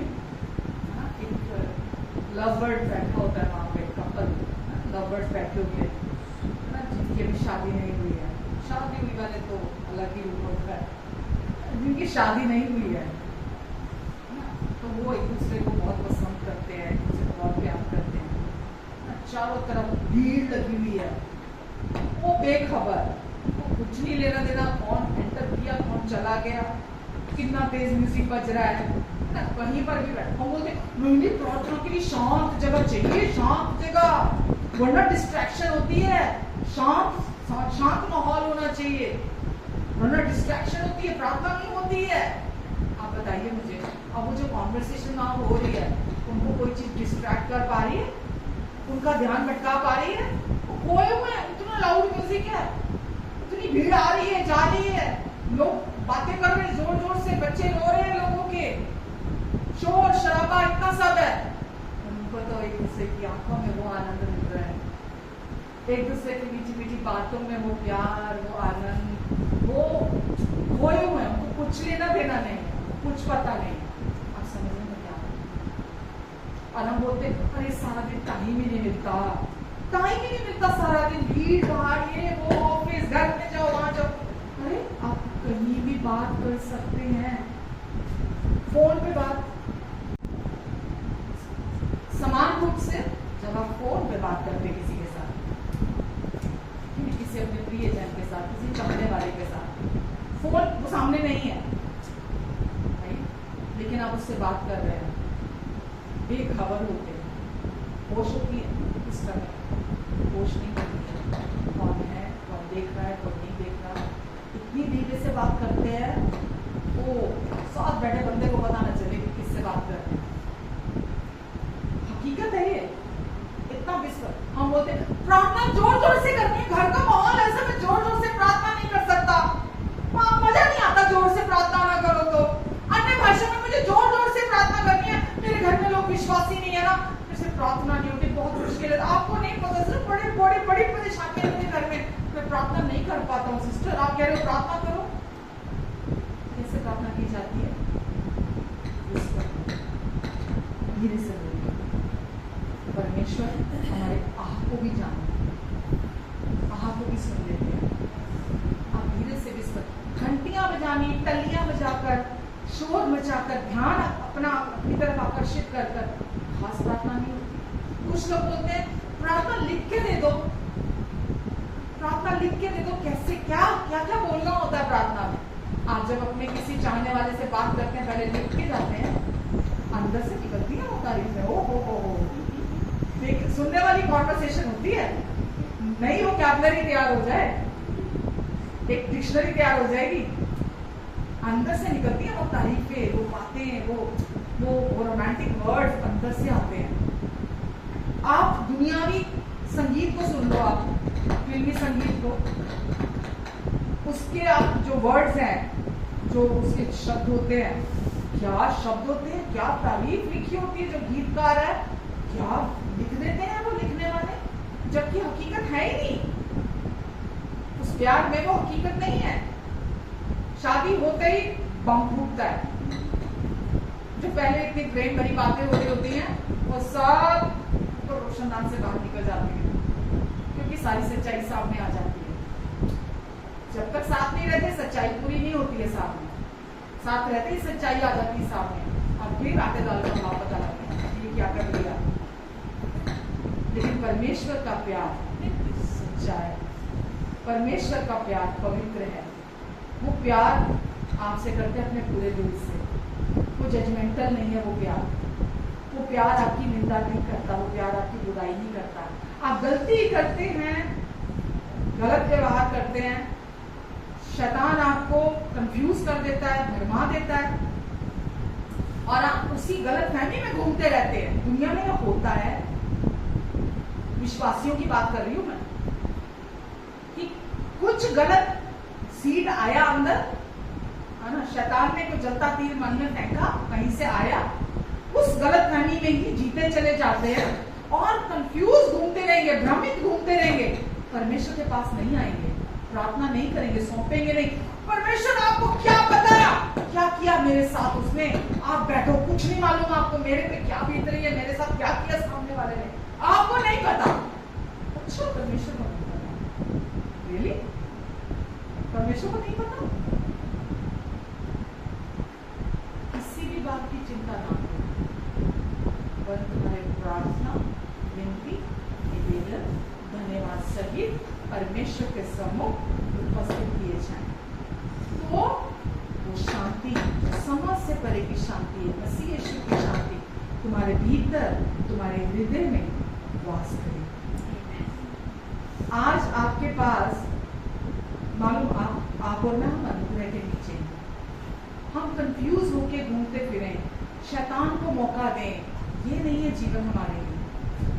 जब भी कोई गंदा सीड, दुश्मन या गंदा तीर आपके अंदर थोपने के लिए आ रहा है, मत लीजिए उसको। परमेश्वर से आजादी के लिए प्रार्थना कीजिए, शांति को रिसीव कीजिए, परमेश्वर को बोलिए, परमेश्वर को कि परमेश्वर मेरी मदद करो इस समय, ये सही नहीं है मेरे लिए, मुझे मैं इसमें बना नहीं रहना चाहता, ये गलत है। क्योंकि वो आपके अंदर को अशुद्ध करना चाहता है। अशुद्ध मतलब हृदय से तो आप शुद्ध हैं, वो आपके मन को अशुद्ध करना चाहता है अपने गंदे विचारों के द्वारा। वो आपको अंदर से, जो परमेश्वर ने आपको बना दिया, उसका आपको खराब नहीं कर सकता। जो आप बना दिए गए हैं, लेकिन वो आपके मन को, आपको पता है ना, मन और हृदय अलग अलग है, ठीक है, लेकिन वो आपके मन को अशुद्ध करना चाहता है अपने गंदे विचारों के द्वारा। तो आपको उस समय पवित्र आत्मा की मदद लेनी है, और उस समय आपको परमेश्वर के प्रेम में से, परमेश्वर की कृपा में से रिसीव करना अपने लिए। उस समय पर वो प्रेम आपको मदद करता है, वो प्रेम आपको उस पिट में जाने नहीं देता। जो लोग विश्वास करते हैं ना परमेश्वर के प्यार पर, वो पिट में पड़े नहीं रहना चाहते, वो तब चीखते रहते हैं जब तक वो बाहर नहीं आता। जो कंफर्टेबल होकर पड़ा हुआ है, या तो वो अज्ञानी है और या वो विश्वासी नहीं, जो उस पिट में कंफर्टेबल होकर पड़ा हुआ है। तो आप जब उस गड्ढे में चले जाते हैं, दुष्ट वहां आपको उस चक्कर में फंसा लेता है, आप अगर विश्वासी हैं, आप वहां पड़े नहीं रहेंगे, आप तब तक शोर बजाते रहेंगे, तब तक आप परमेश्वर के पीछे पड़े रहेंगे, जब तक वो आपको उससे बाहर नहीं आए। हम अफोर्ड नहीं कर सकते वहां पड़े रहने। हम दुष्ट आता है, शैतान की यही चाल है कि हम उसी गंदगी में पड़े रहे, लेकिन परमेश्वर कभी नहीं चाहते उसमें पड़े रहे। आमेन।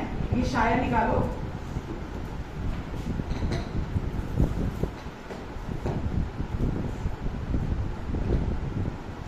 ये शाया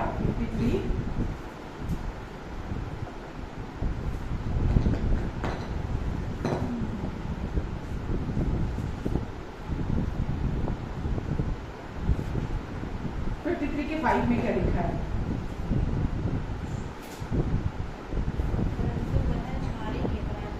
परंतु वह हमारे, यीशु ने कोई अपराध नहीं किया था, वो हमारे ही अपराधों के कारण घायल किए गए, हमारे ही अधर्म के कामों की वजह से यीशु कुचले गए। किसके? हमारे अधर्म के जितने काम थे उसके लिए यीशु कुचले गए। आगे क्या लिखा है? हमारी ही शांति के लिए यीशु पर ताड़ना पड़ी कि यीशु के कोड़े खाने से तुम चंगे हो जाओ। आमेन। ताकि प्रभु यीशु मसीह के कोड़ों के द्वारा तो सब कुछ जो हमारे नाम का था, जो हमें सहना था, जो दुख, जो आंसू, जो पीड़ा, जो वेदना, जो डिप्रेशन, जो बीमारियां, जो कुछ भी पाप का प्रभाव हमारे जीवन पर था, यीशु ने उस सब कुछ को अपने ऊपर सह लिया ताकि हमें शांति मिल सके और हम चंगाई में चल सके, चाहे वो शारीरिक है या मानसिक है। वेदना कहाँ होती है? पीड़ना कहाँ होती है? ऑपरेशन, डिप्रेशन, है ना, ये सब कहाँ होता है? आपके मन के अंदर होता है। तो यीशु ने इन सब की कीमत पहले ही चुका दी। अज्ञानतावश कोई व्यक्ति उस दुर्दशा में पड़ा रहेगा, अज्ञानतावश। अगर कोई सच के साथ राजी नहीं होता, या उसको पता नहीं है, या वो विश्वास करना नहीं चुनता, वो अपने आप को जस्टिफाई करता रहता है कि नहीं, मैं तो मेरी तो गलती नहीं, सामने वाले की गलती है, उसने मेरे साथ गलत किया, उसने मेरे साथ बुरा किया। जब तक इंसान उन बातों में पड़ा रहता है, या जो मुझसे गलतियां हुई, वो अपने आप को बुरा या गंदा इंसान समझता रहता है, तब तक वो चंगाई में, तब तक शांति में वो आ नहीं सकता जो परमेश्वर ने उसके लिए प्रोवाइड कराई है।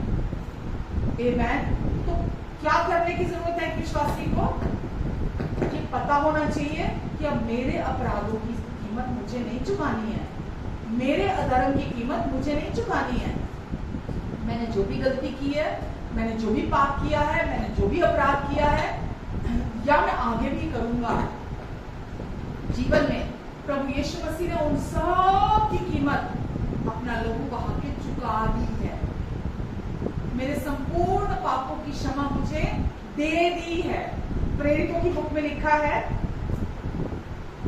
इसी के बारे में, ये शाया के बारे में, 43-44 में लिखा है, उसकी सब भविष्यवक्ता गवाही देते हैं, यीशु के बारे में लिखा है कि जो कोई उस पर विश्वास करेगा, क्या लिखा है? जो कोई उस पर विश्वास करेगा उसको उसके नाम के द्वारा पापों की क्षमा मिलेगी।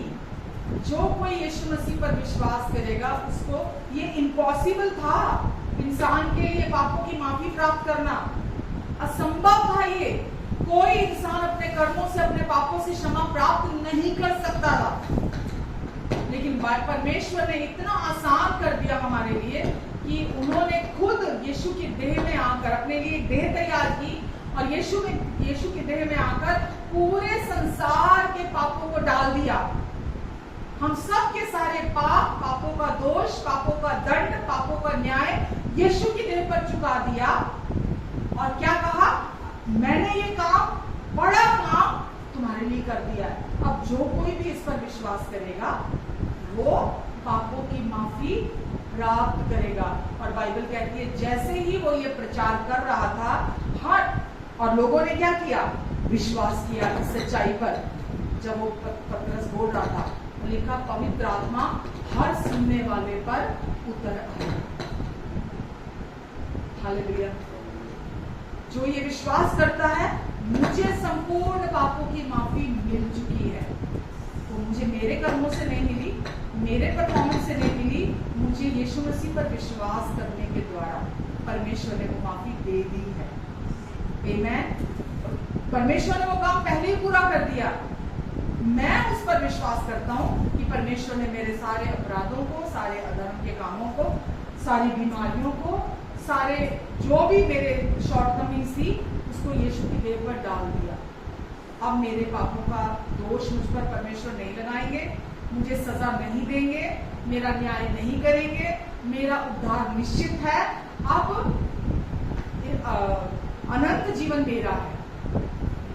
आमेन। और लिखा है जो विश्वास, जिसने विश्वास किया, पवित्र आत्मा उन सब पर उतर आए। और इस धरती पर विजयी जीवन जीने के लिए आपको कौन सिखाता है? पवित्र आत्मा। पवित्र आत्मा मतलब परमेश्वर का आत्मा।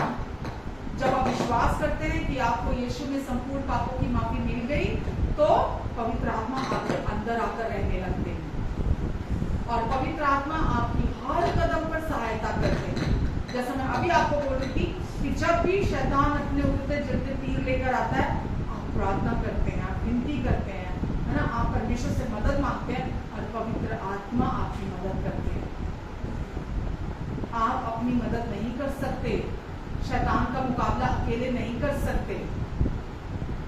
पवित्र आत्मा आपकी मदद और सहायता करते हैं, आपको वचन याद दिलाते हैं, आपको आपकी आइडेंटिटी याद दिलाते हैं, आप जो हैं वो आपको याद दिलाते हैं, है ना, ताकि आप अपनी 5 सेंसेस पर विश्वास करते हुए ना जिए।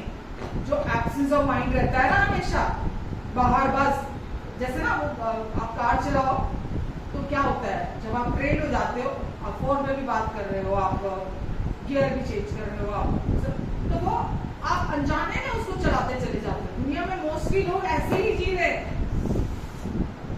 वो अपनी डेली एक्टिविटीज जो है ना, वो इतनी आदत पड़ चुकी है, बस चल रहा है, हाथ चल रहा है, पैर चल रहा है, वहां जा रहे हैं, ये काम कर रहे हैं, ऑफिस में गए, ये काम। एब्सेंस ऑफ माइंड है, पता ही नहीं है, कोई सोच ही नहीं आती उनको उसके बाहर। वो उस बॉक्स में है, किस्म से ना एक बॉक्स में फिट है, उनको मालूम नहीं है यार कि सच्चाई इससे बहुत परे है, सच्चाई इसके बहुत आगे है। चाहे वो कोई रिलीजियस काम कर रहे हैं, कोई धर्म के काम कर रहे हैं, बस वो कर रहे हैं कि बस ये मुझे करना, मुझे ये करना, मुझे ये करना, मुझे तो बाहरी कामों में उलझे हुए हैं। उनको नहीं मालूम है कि परमेश्वर ने पहले ही ये पूरा कर दिया उनके लिए।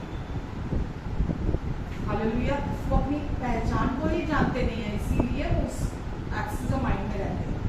मैं क्योंकि अपने आप को जानती हूँ, जब मैं यीशु में नहीं थी, मैं हमेशा एक्सेस ऑफ माइंड में रहती हूँ, क्योंकि डिप्रेशन बहुत था, बहुत ज्यादा, मतलब एक क्या बोलूँ मैं, बस जी रही थी एक रोबोट की तरह, बस चाबी भरी हुई है, बस वो जो सेट हो गया उसके अंदर बस वो करती चली जा रही थी।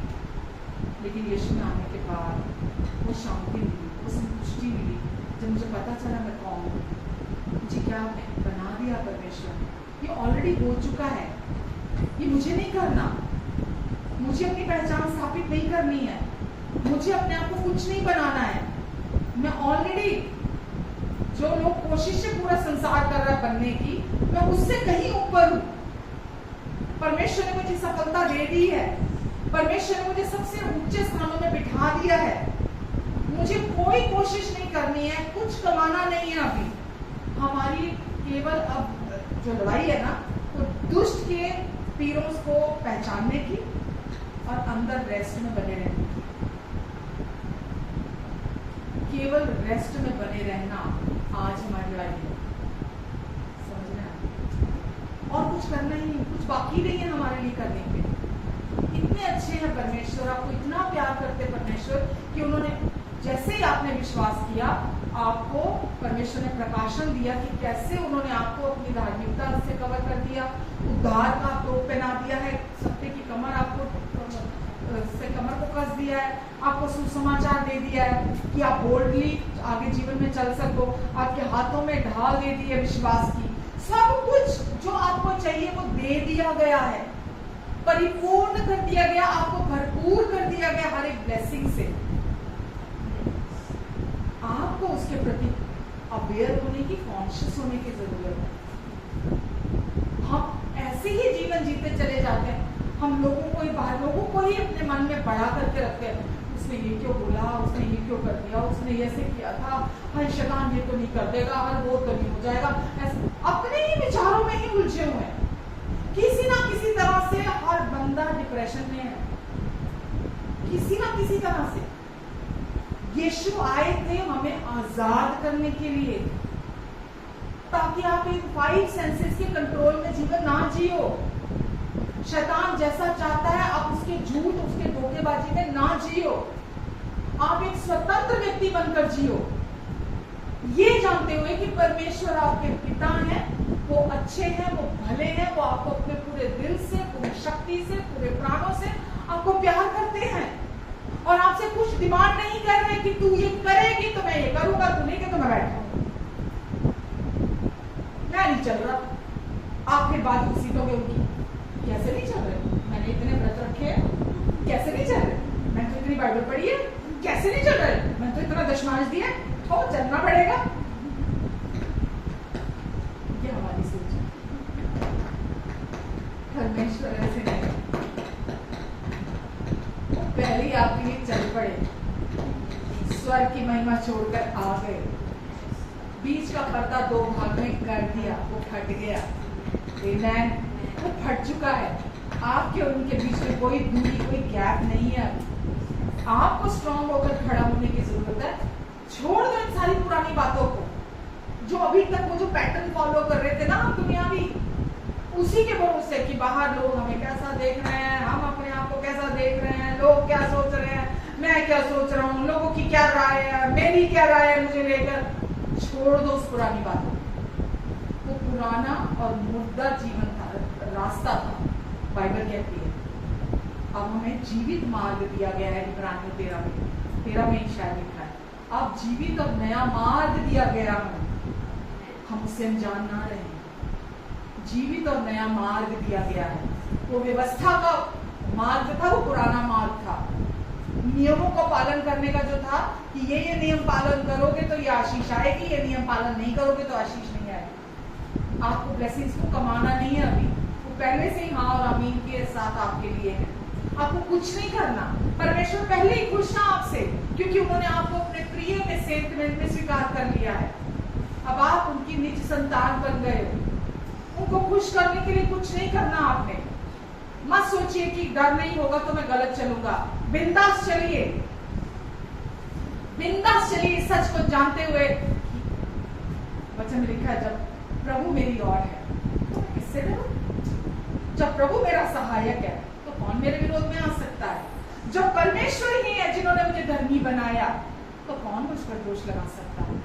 जब वो मुझे प्यार करते हैं और वो मुझे कहते हैं कि मैं तेरा इनकार कभी नहीं करूंगा, चाहे कुछ भी हो जाए, कोई भी कभी भी कुछ भी मुझे तेरे प्यार से अलग नहीं कर सकता।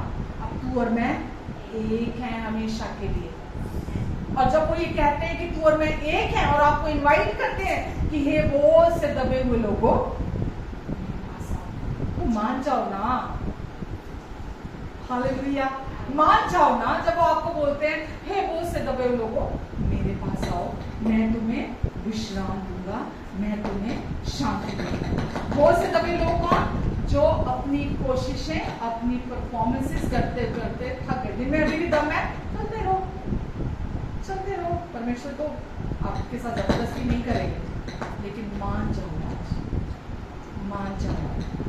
जो अभी तक हम अपनी कोशिशें कर रहे हैं, परमेश्वर बोल रहे हैं बोझ है वो जिसको तुम धोके चल रहे हो, मत लेके चलो। मैंने सॉरी, इसमें लिखा है गलातियों 5:1 में कि मसीह ने अब आपकी मर्जी है, आपको बोझ उठा के चलना है तो आप चलो। परमेश्वर आपके साथ जबरदस्ती नहीं कर रहे। गलातियों 5 क्या लिखा है? मसीह ने स्वतंत्रता के लिए हमें स्वतंत्र किया है। आगे क्या लिखा है?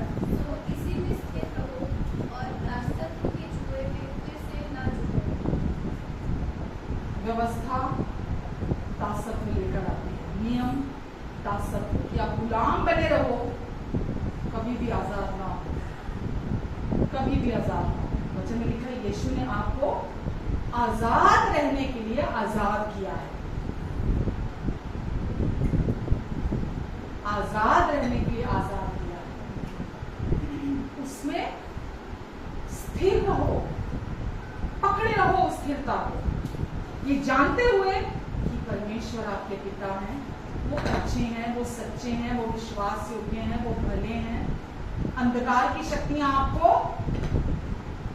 भरमाना चाहती हैं, आपको अंधकार में रखना चाहती हैं ताकि आप आजादी में ना चल सकें। कोई व्यक्ति रोशनी में फ्रीली चलेगा या अंधकार में? रोशनी में होगा तो वो फ्रीली कहीं भी आ जा सकता है। अगर अंधकार होगा तो सोच के कदम उठाएगा और कोई गारंटी नहीं कि वो सीधा चलेगा, उल्टा जाएगा, कि राइट जाएगा, कि लेफ्ट जाएगा। वो भ्रमित रहेगा, मुझे कहाँ जाना है। तो परमेश्वर क्या बोल रहे हैं? मैंने तुम्हें, यीशु कौन है? जगत की ज्योति, जो हमारे लिए उतरी, जो हमारे लिए आई, और हमने उसकी ऐसी महिमा देखी जैसे पिता के इकलौते की, और हम पर अनुग्रह बहुत आयत से हुआ। और जो लोग इस स्थिरता में बने रहते, इस आजादी में स्थिर बने रहते हैं, वो महान महान काम करते हैं परमेश्वर के लिए। क्यों? क्योंकि वो 5 सेंसेस पे, अपनी ज्ञान इंद्रियों पर डिपेंड नहीं है। अब उनका फोकस अपने ऊपर नहीं है, अब उनका फोकस लोगों पर नहीं है, उनका फोकस किसी भी परिस्थिति पर नहीं है, उनका फोकस केवल परमेश्वर पर है। वो जानते हैं, अच्छा एक जगह लिखा ग्रेक तो 10 में शायद, कि यीशु आए ताकि वो, परमेश्वर ने यीशु का अभिषेक किया, उसे भेजा ताकि वो भलाई करता फिरे, शैतान के जकड़े हुओं को छुड़ाए और लोगों को चंगा करे। तो यीशु ने क्यों किया ये? अगर वो आपको प्यार नहीं करते, अगर वो इंसान को प्यार नहीं करते, अगर वो लोगों को प्यार नहीं करते, तो क्या वो भलाई करते लोगों के साथ? अच्छा तुमको तो सजा मिलनी चाहिए जो तुमने पाप किए थे, तुमको तो भुगतना चाहिए, तुमको तो माफी मिलनी नहीं चाहिए, तुम ये बोलते ना तो भलाई नहीं करते। वचन में लिखा है वो शैतान के जकड़े हुओं को छुटकारा देते रहे जहां भी गए यीशु। क्यों? क्योंकि दया और तरस से भरे हुए थे। मूसा के समय में, जो पुरानी व्यवस्था के समय में दुष्ट आत्माओं से जो ग्रस्त होते थे वो छुटकारा नहीं पा सकते थे क्योंकि कोई प्रोविजन नहीं था। लेकिन यीशु जब आए इस दुनिया में तो जितने लोग दुष्ट आत्माओं से ग्रस्त थे, बाइबल कहती है जहां भी यीशु जाते थे दुष्ट आत्माओं से लोग छुटकारा पाते थे। आमेन। और गांव के गांव चंगे हो जाते थे, कोई बीमार नहीं रहता था, जो कोई विश्वास करता था वो सब चंगाई को प्राप्त करते थे। क्यों? यीशु ने बोला जिसने मुझे देखा उसने पिता को देख लिया। इसका क्या मतलब हुआ? परमेश्वर भी भले हैं, वो चाहते हैं आप चंगाई में चलो, वो चाहते हैं कि आप हमेशा छुटकारे में चलो, दुष्ट के द्वारा भरमाए ना जाओ, आप अंधकार की शक्तियों के द्वारा भरमाए ना जाओ। आप जो हैं आप उसको पकड़ के रखो। परमेश्वर आपको प्यार करते हैं, ये सबसे बड़ी ब्लेसिंग है। इस सच्चाई को अपने जीवन में पकड़ कर रखो। कोई भी सिचुएशन हो जाए, चाहे सारी दुनिया आपके खिलाफ क्यों ना हो जाए, इस सच्चाई को अपने अंदर पकड़ कर रखना। कुछ भी हो जाए, परमेश्वर मेरे लिए कुछ नया क्रिएट कर सकते हैं। परमेश्वर किसी को भी मेरे लिए खड़ा कर सकते हैं मेरे फेवर, क्योंकि मुझे बहुत प्यार करते हैं। जहां कोई रास्ता नहीं, जहां कोई रास्ता नहीं, परमेश्वर वहां मेरे लिए रास्ता निकाल सकते हैं।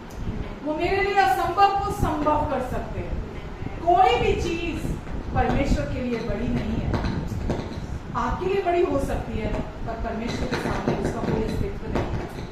आप केवल सिंपल फेथ के द्वारा, उस प्यार पर सिंपल विश्वास के द्वारा आप बड़े बड़े पहाड़ों को अपने जीवन से गिरता हुआ देख सकते हैं, हटता हुआ देख सकते हैं, सिंपल फेथ के द्वारा। उसके लिए कोई जरूरी नहीं है कि कोई आकर आपके ऊपर हाथ रखे, कोई बड़ा प्रचारक आए आपके ऊपर हाथ रखे, आपके लिए प्रार्थना करे, आपके ऊपर भविष्यवाणियां हो, आपको उसके लिए आपको कुछ कोशिशें करनी है, या आपको मतलब लंबे लंबे घंटे प्रार्थनाएं करनी है। आपको केवल सिंपल फेथ, ये अंदर अपने अपने अंदर विश्वास करना गहरे कि मैं सच में धन्यवाद देता हूँ परमेश्वर को कि मैं कैसा भी था, कैसा भी इंसान था, कैसे भी मेरा जीवन था, उन्होंने मुझे चुना, उन्होंने मेरा न्याय नहीं किया, मुझे प्यार करते हैं, हमेशा के लिए चुन लिया, हमेशा के लिए ठहरा लिया, हमेशा के लिए उससे अपने अनुग्रह में सेंट में मुझे रख लिया है।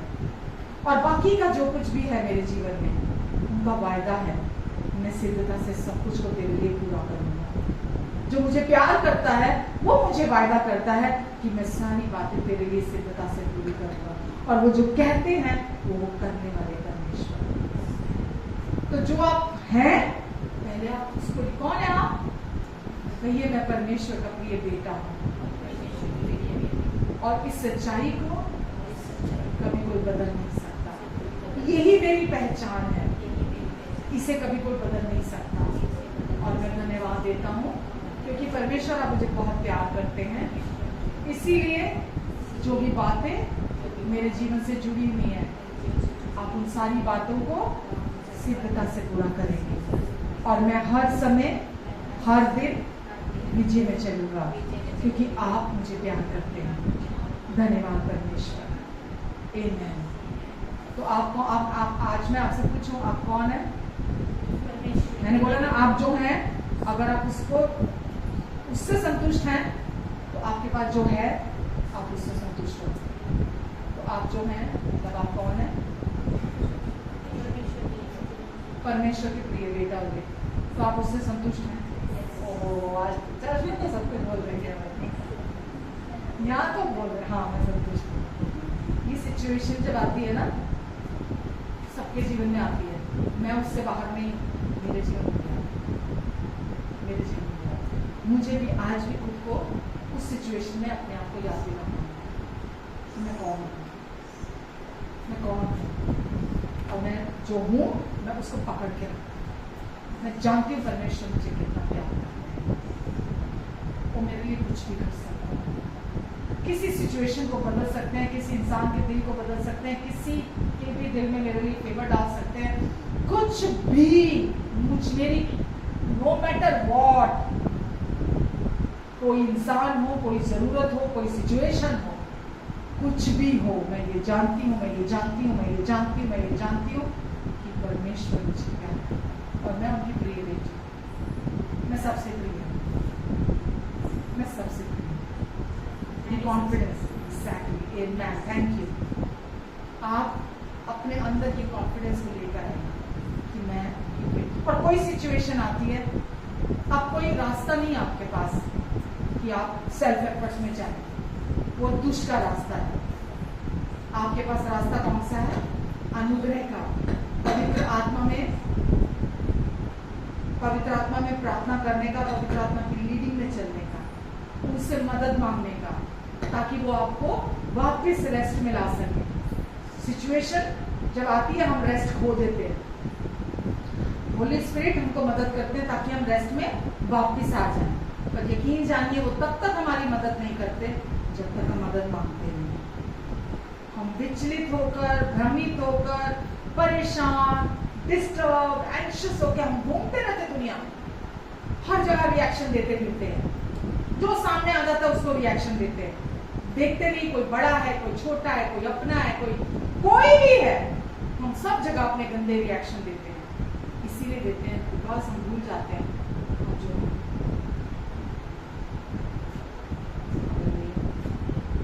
तू समझ में आया, तू सीखा क्या? एक बात याद रखनी है, बोलो मैं जो हूं, मैं जो हूं, मुझे सिर्फ इस बात, कुछ सामने वाले का रिएक्शन हो, सामने वाले ने कुछ भी बोला हो, पहले उसने कुछ भी किया, मुझे अब याद रखना है मैं कौन।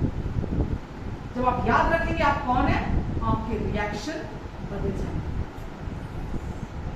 नहीं तो आप फाड़ खाने वाले रिएक्शन ले रहे हैं,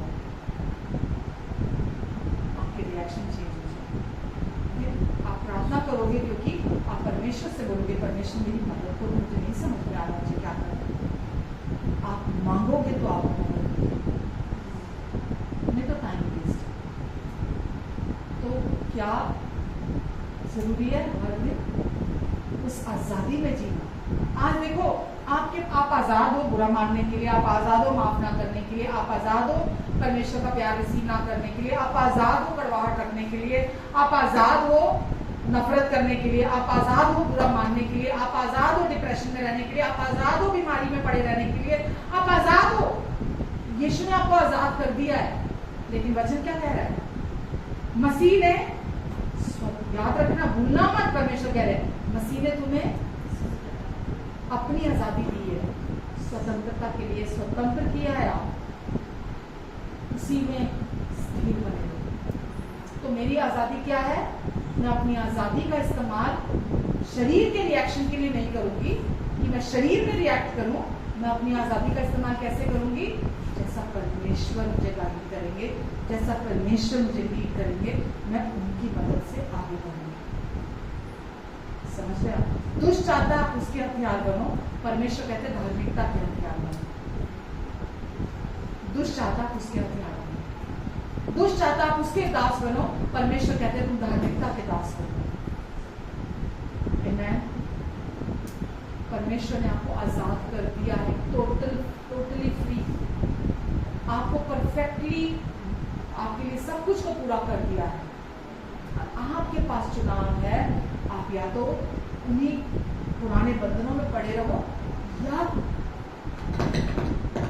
सामने की तरफ देखो और आगे बढ़ो कि नहीं, ये मेरा जीवन नहीं है, परमेश्वर ने मुझे दिया, जो यीशु ने पूरा कर दिया, मुझे उसमें बने रहना, मुझे उसमें आजादी में जीवन जीना है।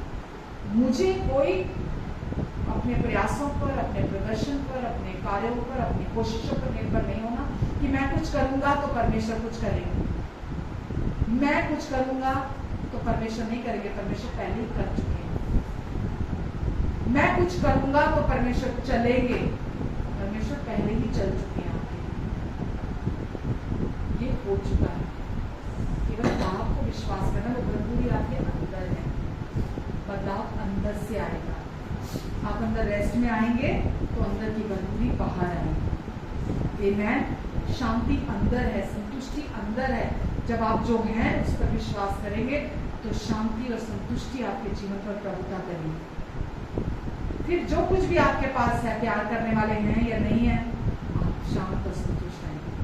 पसंद करने वाले आपके जीवन में है या नहीं है, आप शांत और संतुष्ट हैं। आपको पूछने वाले, आपको इनकरेज करने वाले, आपको आपके लिए आपको फेवर करने वाले आपके जीवन में है या नहीं है, आप शांत और संतुष्ट रहेंगे। आप रिएक्ट नहीं करेंगे, आप दोष नहीं लगाएंगे, क्योंकि आप जानते हैं आपको परमेश्वर ने माफ किया है, आप शुद्ध बना दिए गए हैं, आपको परमेश्वर ने भरपूर कर दिया है। परमेश्वर आपके विरोध में नहीं है। जो आप प्राप्त करेंगे वही आप लेंगे, जो आप अपने लिए नहीं लेंगे वो आप दूसरों को नहीं देंगे। समझ में?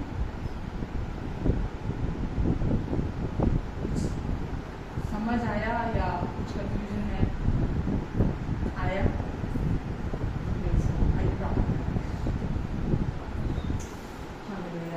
धन्यवाद देते हैं परमेश्वर आपके प्यार के लिए, आपको धन्यवाद देते हैं परमेश्वर। हम जानते हैं हमारा एक पिता है जो स्वर्ग में है, जो हमारे हृदय में है, जो हमेशा हम में, हमारे लिए, हमारे साथ, हमारी और है, और जो हमारे द्वारा कार्य करना चाहता है। हमारे अच्छे पिता, हम आपको धन्यवाद देते हैं आपके प्यार के लिए, आपके विचारों के लिए, आपकी राय के लिए, जो कभी नहीं बदलते, जो हमेशा अच्छी है हमारे प्रति। केवल आप हैं जो कभी हमारे विरोध में नहीं आते, केवल आप हैं जो हमेशा हमें प्यार करते हैं एक जैसा। और आज हम इस सच्चाई को हमने सुना है, हमने जाना है। पिता, जितने लोगों ने आज का वचन सुना है प्रभु, ये वचन इनके अंदर 30 गुना, 60 गुना, 100 गुना कर लेकर आएगा। ये आपकी सच्ची आज़ादी में चलेंगे, क्योंकि मसीह में आपने इन्हें आज़ाद किया है, आज़ाद बने रहने के लिए। और आप हमें जगा रहे हैं कि इसी आज़ादी में स्थिर बने रहो। धन्यवाद देते हैं यीशु। धन्यवाद प्रभु, इन्हें और इनके अपनों को प्रभु, जो लोग ऑनलाइन भी हैं प्रभु, आप ब्लेस करें। आपने इन्हें सर बनाया, कुछ नहीं ऊपर रखा है, नीचे नहीं। अब ये आशीषित है, घर के अंदर भी, घर के बाहर भी। आप इन पर अपना अनुग्रहकारी हाथ बनाकर रखेंगे, अपने मुख का तेज इनके मुखों पर चमकाएंगे और इनके आने और जाने पर अपनी आशीष को ठहराएंगे।